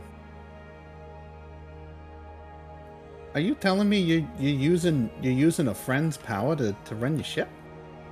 As a matter of fact, that's exactly what I'm saying. Bonsai hears this conversation as you guys go past their room. Mm-hmm. Huh? What's going on? you hear it, both you and Dreon hear that exact conversation as you are walking down the hallway. Dreon just sighs and continues going through his playing cards. Let's say the arrangement for now is mutually beneficial, but it would be better to find a way to release them sooner rather than later. For all of Arctis. Well, yeah, sure. You're talking about some sketchy subjects, but I can pull into my research notes. We have to find, there has to be a transfer method with minimal loss.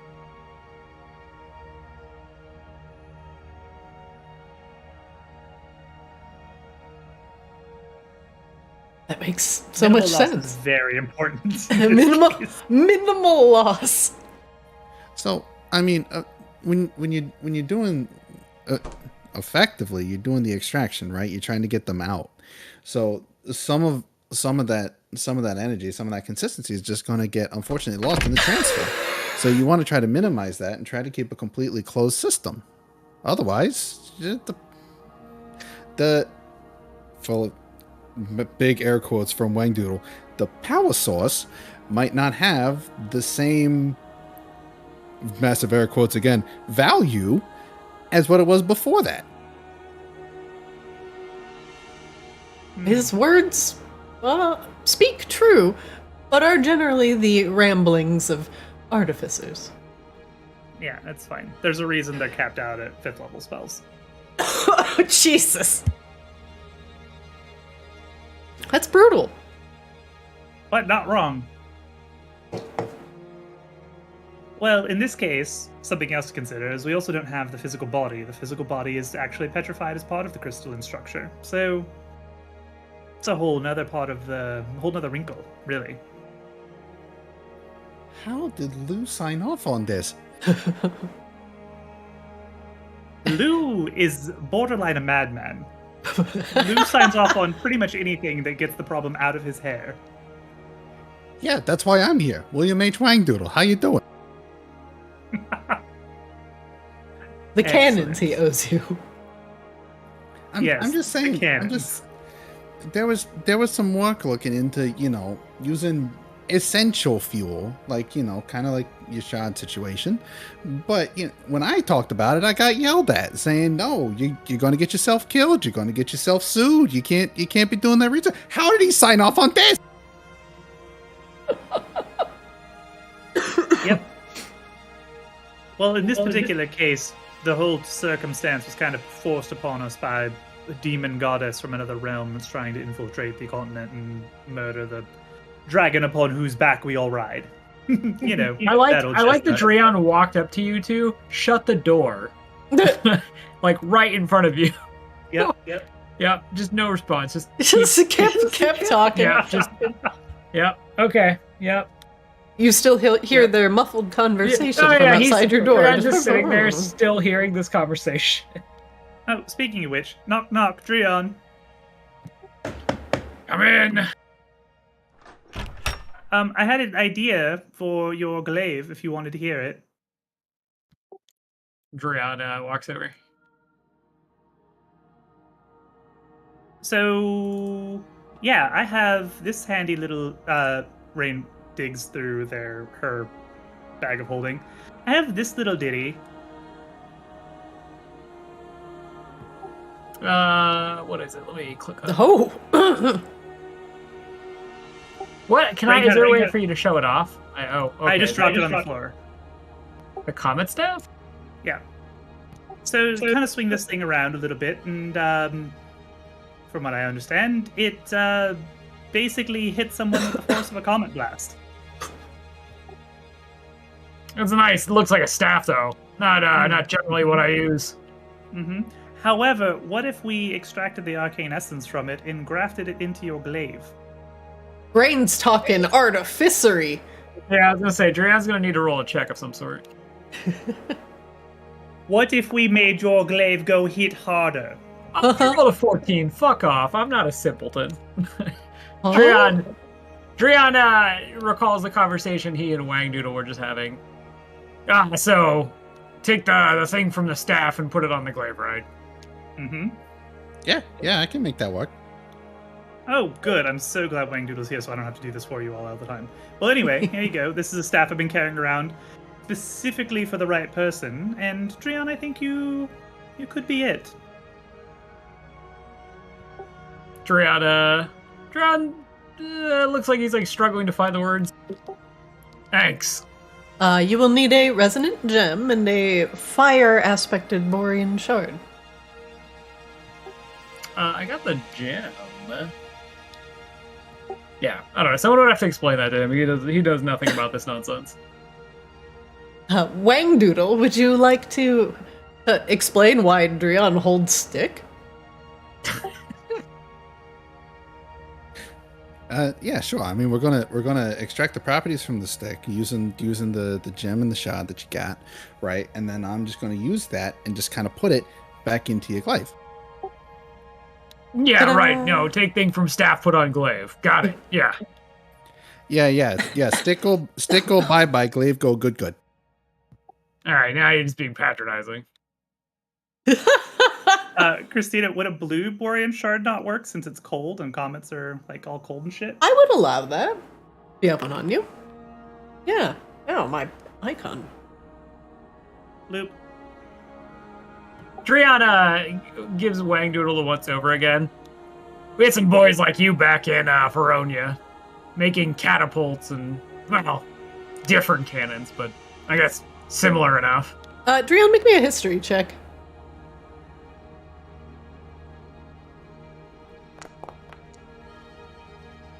You also remember tales of artificers bringing in magical items to regions that were very low on them, some of them providing useful things like simple wands or rods that created water, or urns that could be filled with useful liquids.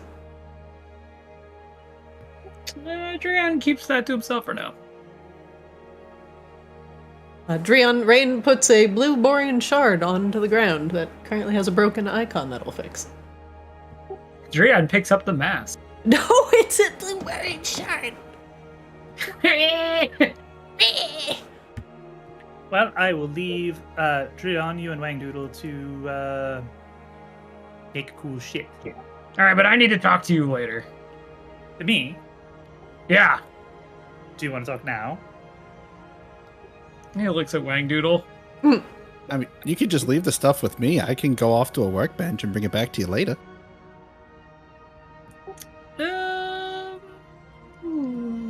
Drion nods and hands you the stuff. I could roleplay it out and like do all the inventory trading, Christina, but I'm just not gonna. That's fine. I will do that later. Okay. Yeah, Drion follows you, right? Where do we want to go? Oh, I guess. Well, he actually just, I guess, waits for Wangdoodle to be out of reach. What was that stuff you said earlier about the Vicadus woman? Oh, Victoria Vicadus? Yeah, you said she suddenly came into some sort of strange power. Oh, she was the middling vampire noble of the ruling council of Maginox. She dabbled into demonic summoning, presumably made some kind of contact and possibly bargain with Tiamat, and then overthrew the Lunestes and turned Maginox into a demon-infested hellhole that nobody was aware of for decades. And then we murdered her and all of her allies and restored Maginox to the non-demon infested ruling council members. We didn't really hear much about that in the slums.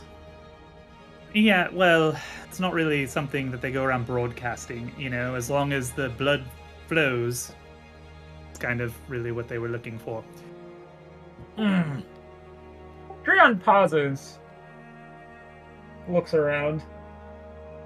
When I was in Maginox, a few other boys came through, like me, looking for work.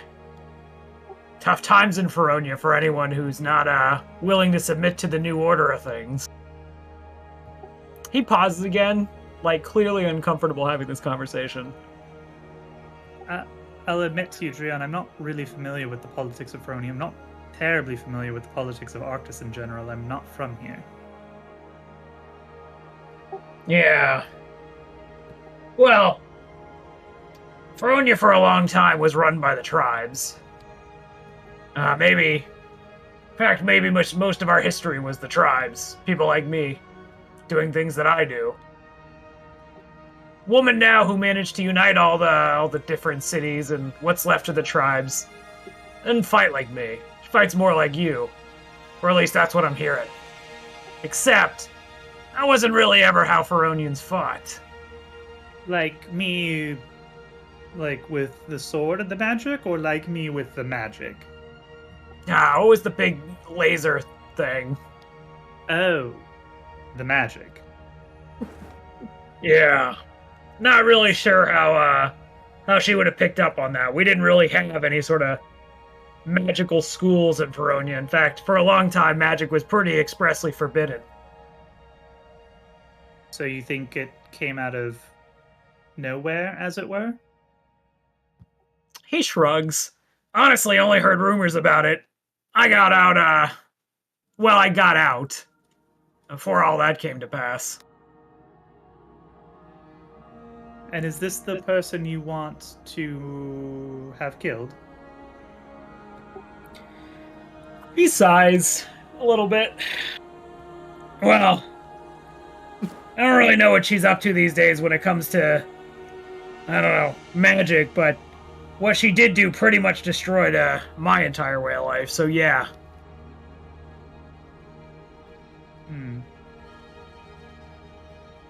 Well, like I said before, I'm not above a little state-sanctioned murder. Honestly, we've done quite a bit of it in Maginox already for the betterment of, well, the entire city, possibly the entire region. I think we need to do more investigating and figure out what's going on now. That's probably a good idea. Alright, that's all. Thanks. You're welcome. Drion just seems like more so than usual, maybe like not off per se, but maybe pensive, which is unusual for him. Okay. Rain's just shocked that that was voluntary. That didn't even have to drag any of it out. That just happened. I think that's actually twice as many words as I've said this entire campaign. Yeah, I think so. You just unlocked the next 3 achievements in dialogue. Oh my god. Yeah.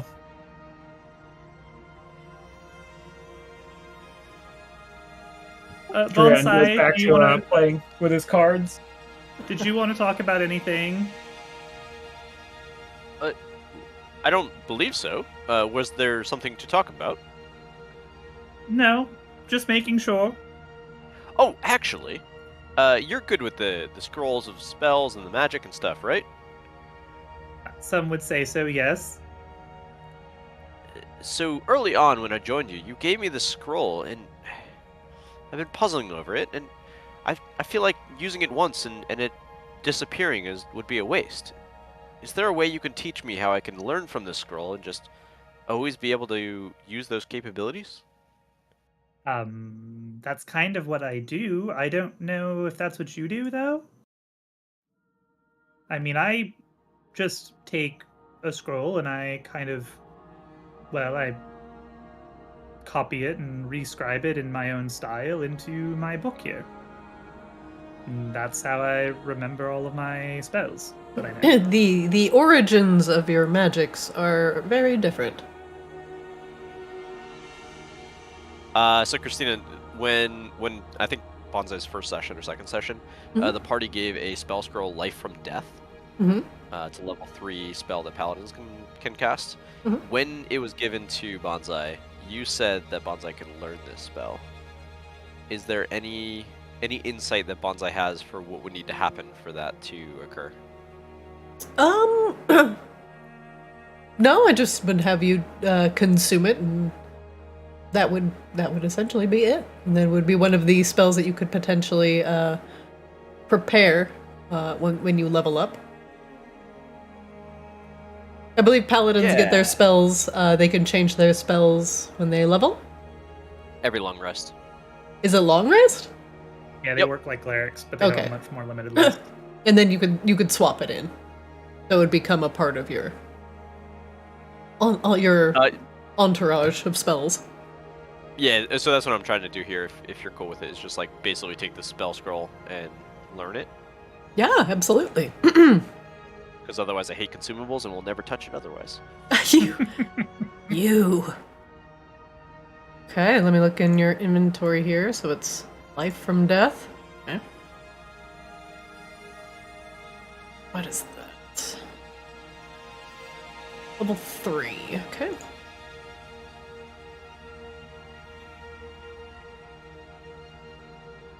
Second.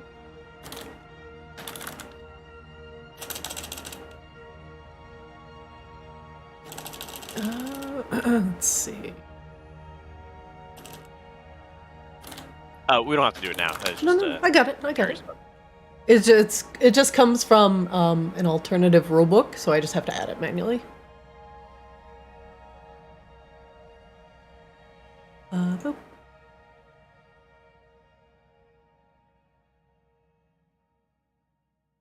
Okay, cool. So if you unclick your prepared spells toggle to see like all the spells that you have access to, it's under 3rd level and it's on the bottom. So Sweet, when got it. you long rest, you can prepare that as usual. And I will destroy the scroll. Yep, that is totally fine. So Rain just sees like Bonsai like nodding when you explain how scrolls work and that like your magic's different from Bonsai's magic. And then Bonsai pulls out the scroll and just eats it. Ah, yes. Composting. Ah, I see how the matter works. Yes. Oh, this is excellent. Did you figure thank it you, Ray. out? Oh, you're welcome. As he crunches down the last bit of vellum.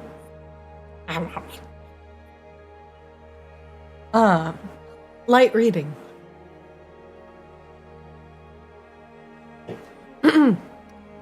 Was there something else you needed from me, Rain? Nope, I was just checking in before we arrive at Maginox.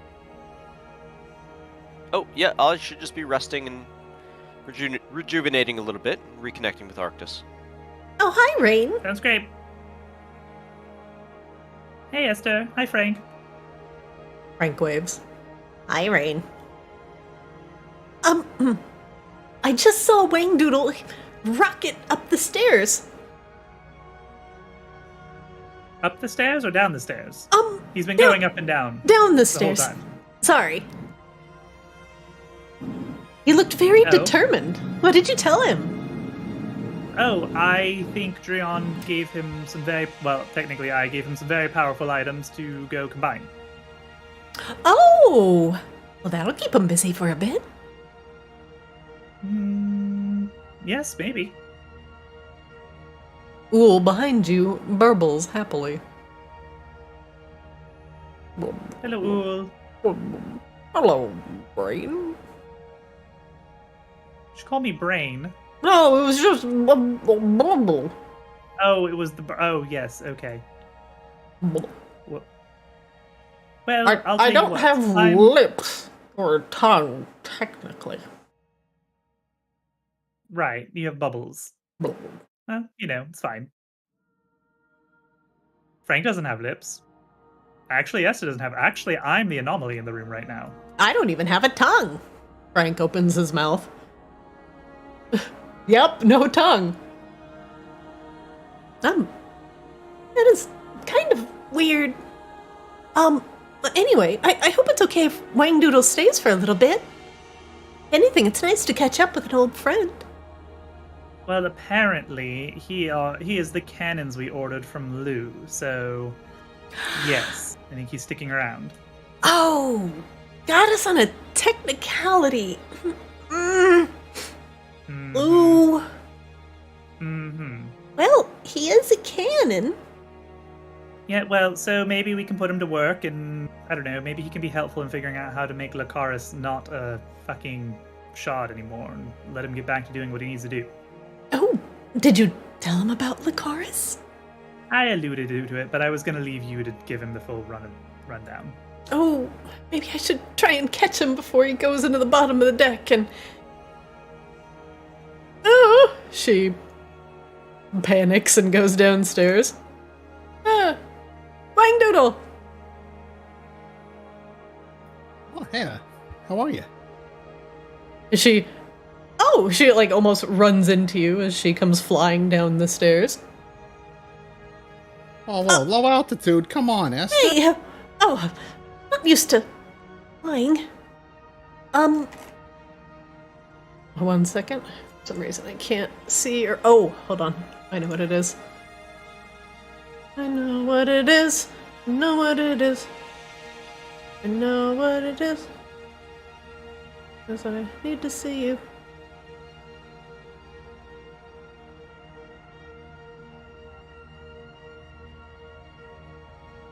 And the stream set to something funny. Wangdoodle, go up the stairs real quick. I need to reset something. Yeah, okay. Oh, there. Rain. Hi, everybody. Oh, hi, Wangdoodle. I might have something for you in a moment. Oh, fantastic. I was just working on the thing for Dreon. I was gonna tell you about our power source. At least for the airship. Oh, yeah, the Borean Shard. I think we covered some... What? Esther, It's- you really using, like, someone's soul right now? When the festival happened in Borealis recently, the soon-to-be ascended Lucaris Winterheart was about to join Arctis and defend it from outside incursions. But Rain and Flix and Akashaba, old friends, a demon appeared out of the portal that Lucaris was about to step into to ascend, and they began to fight.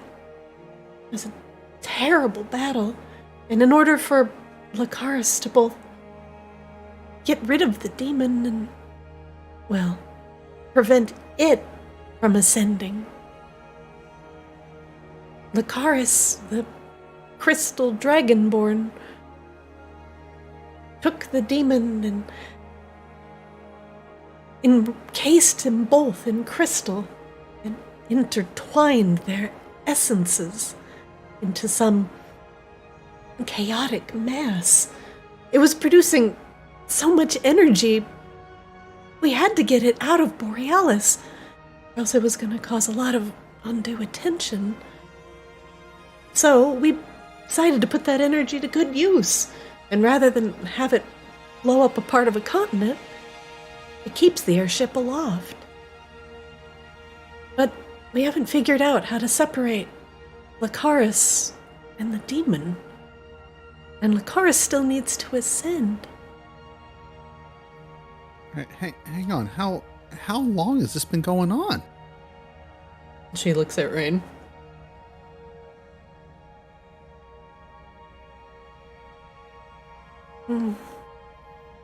Sorry, been- muted. Oh. Yeah, Well, it's been since been... the Ascension ceremony, so several months. It feels like forever. It feels like 3 years.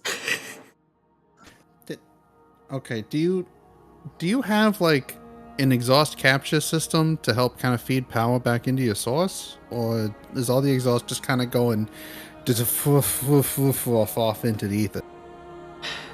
The exhaust is exhausting into the dreaming. It's why we... She looks at Rain kind of awkwardly. It's why I don't like to keep it too close to any civilization. We haven't really run any tests, but we think if we keep the airship nearby, any sort of civilization for too long, the output it's putting into the dreaming could potentially poison dreams.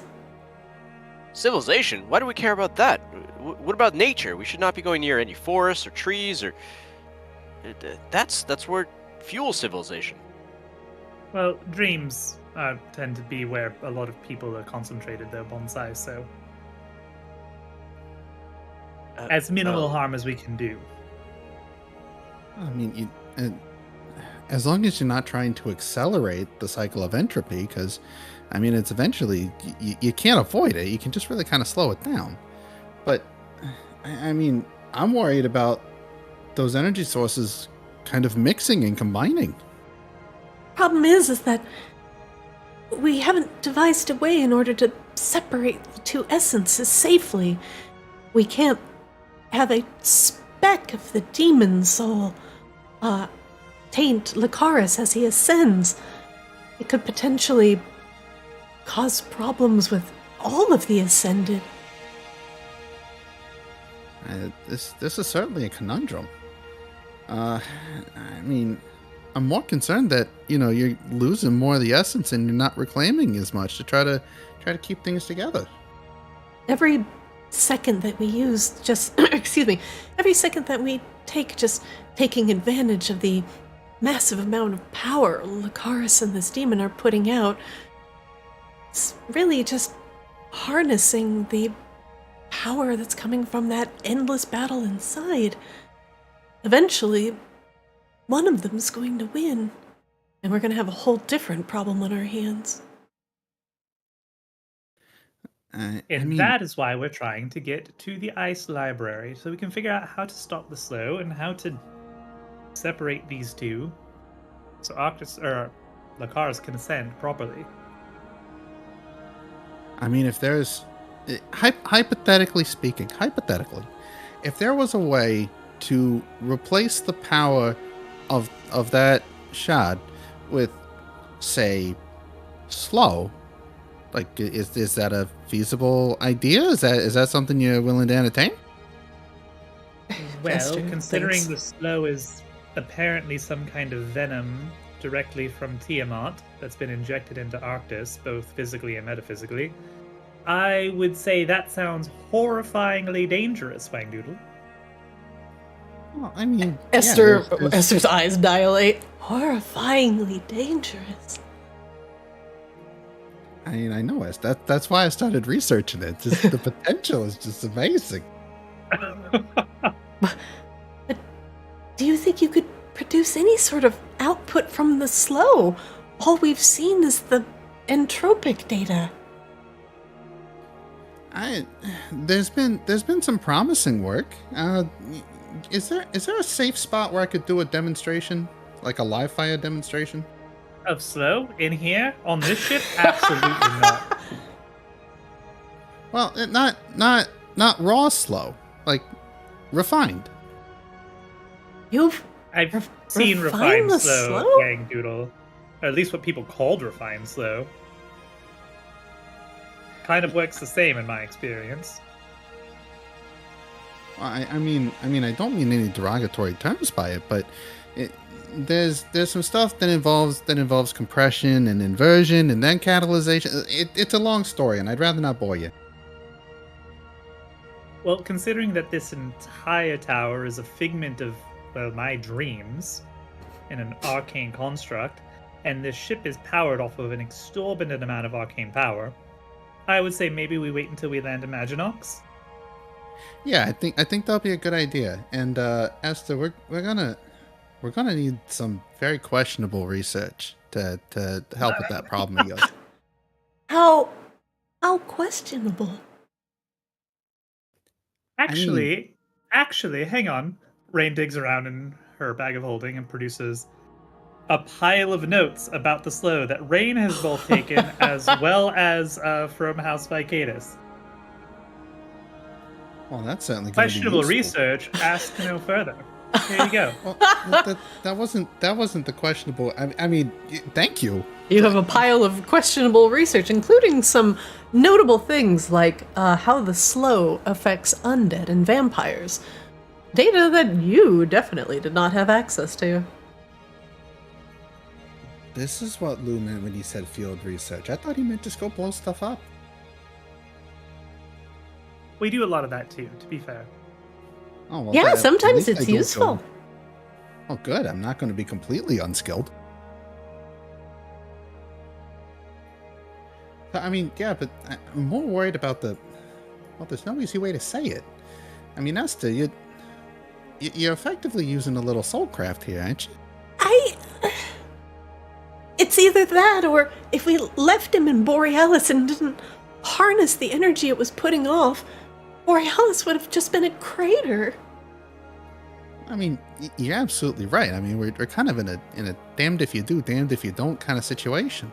No, that's where. I would say That's where- arguably the soulcraft was done prior to Esther's involvement. Yeah, I'll blame it on Morris. He was always I curious think we can about that all stuff. safely blame it on Lou, Esther. That's Morris- easier. Look, you and I both know Morris makes mistakes, but he struggles with this kind of stuff. You know how he was. He had to take ethics 3 times. Just as a benchmark, how many times did you have to take ethics, Wangdoodle, Esther? One. Yeah, just once. Oh.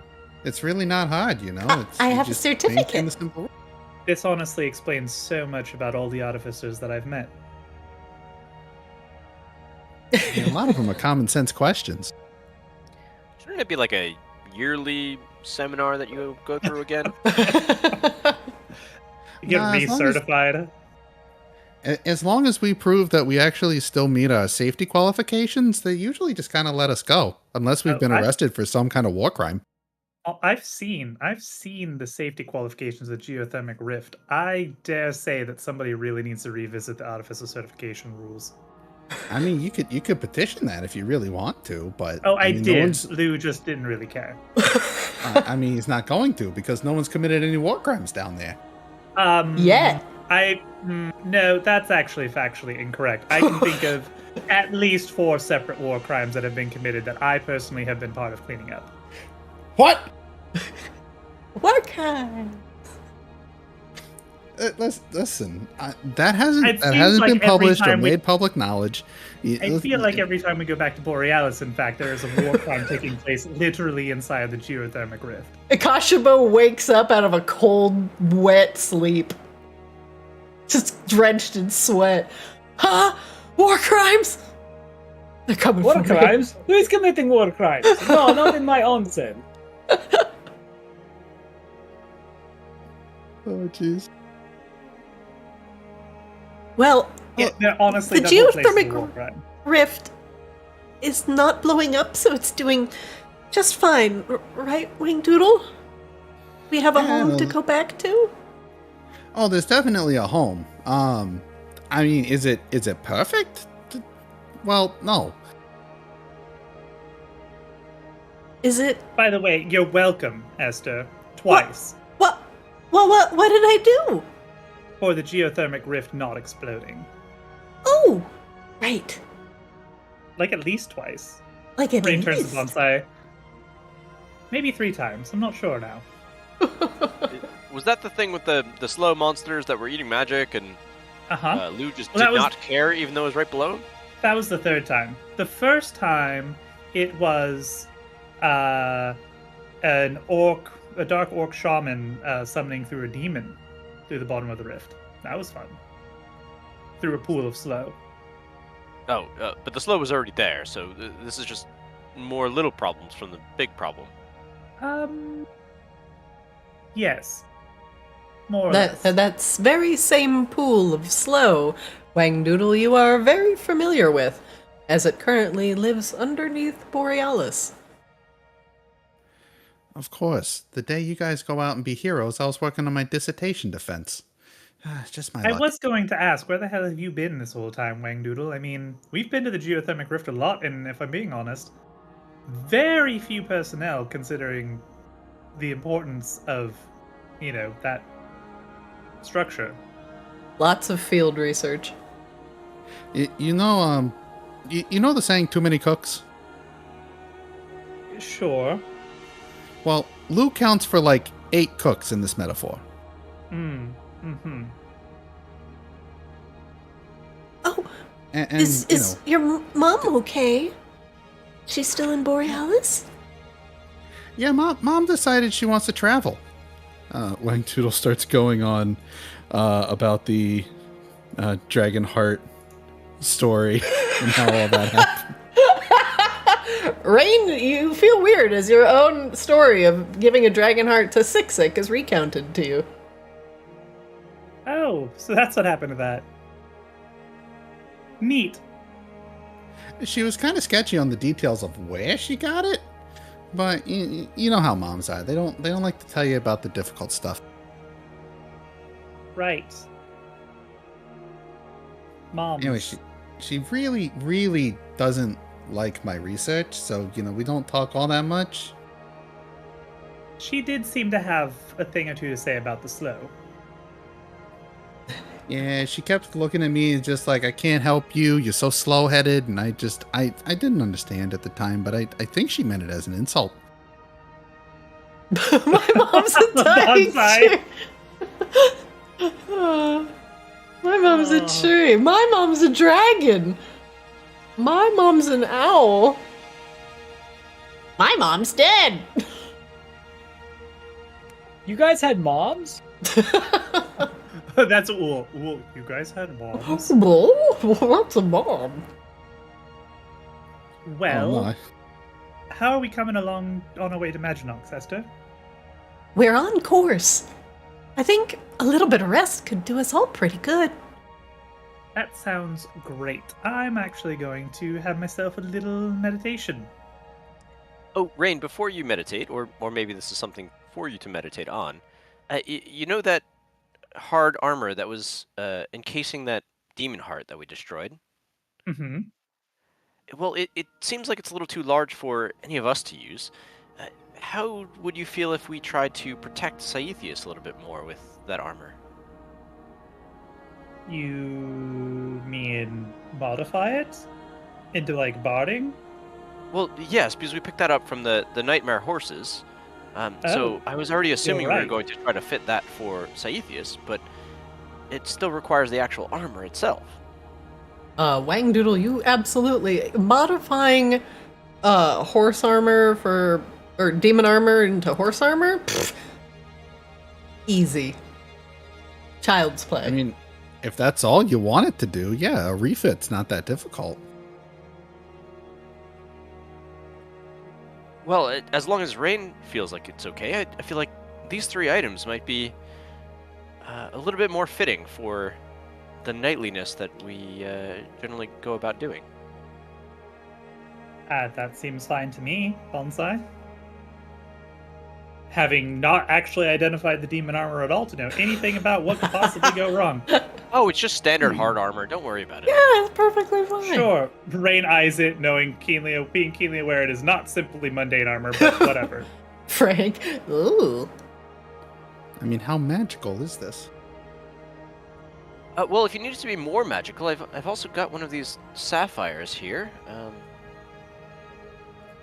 I mean, I was thinking if I was doing the refit, I could just make it propulsion armor.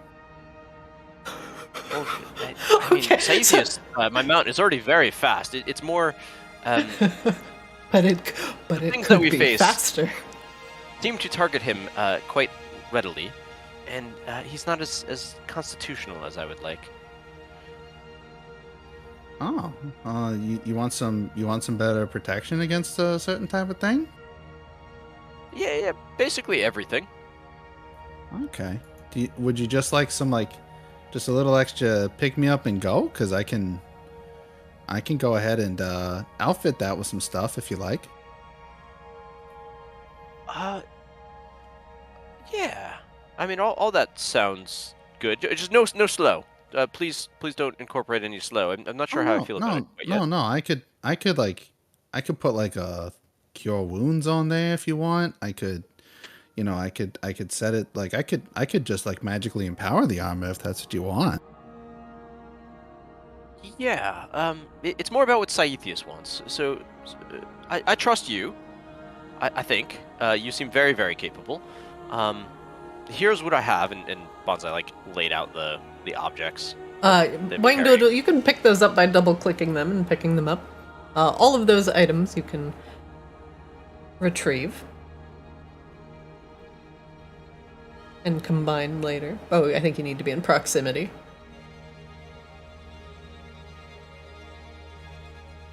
There we go. And then for your background, you would have seen Bonsai already. Basically, they're like a kind of like a flying spectral tiger.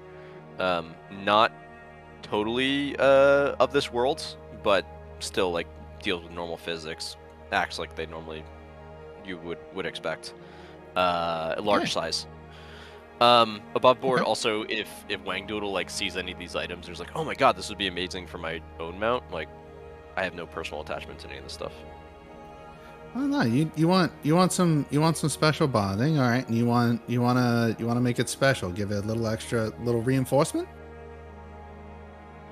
Yeah, I mean, right now he's just very vulnerable.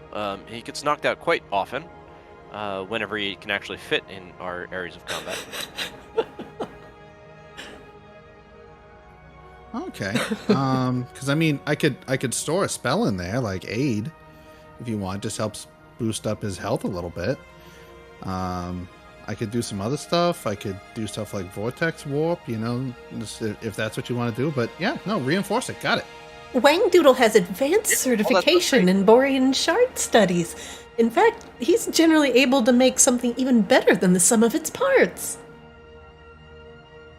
Yeah, I keep a hold of those extra screws you always find when you finish building, like a cabinet or something. It's amazing what a couple extra screws will let you do. You've always been efficient, Wang Doodle. And the more efficient you are, the bigger the bang. Yes, but in this case, we want smaller bangs. We want the object to not bang. Yeah. No, I got you. Reinforcement, possibly a little health injection. We got it. Amazing. It's wonderful having you on the ship. Yeah, I'll be happy to do my part. Ooh.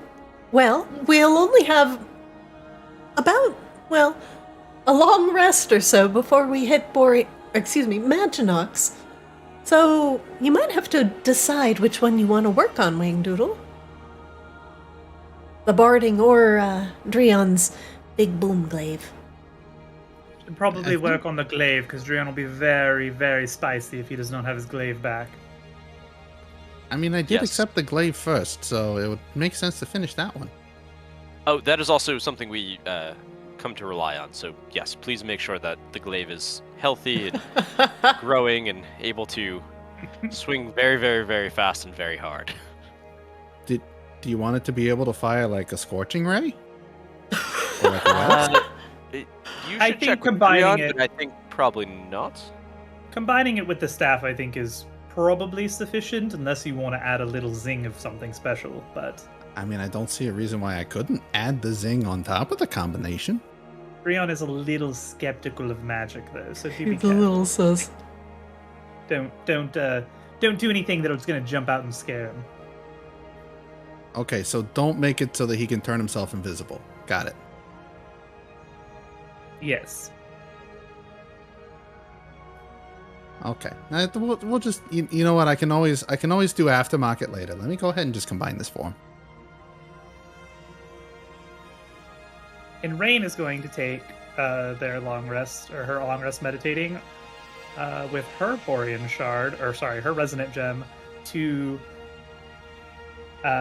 formulate Twin Spell Haste. Oh, very good. Also disgusting. Does that type of crafting also work for paladin spells? Oh, it does.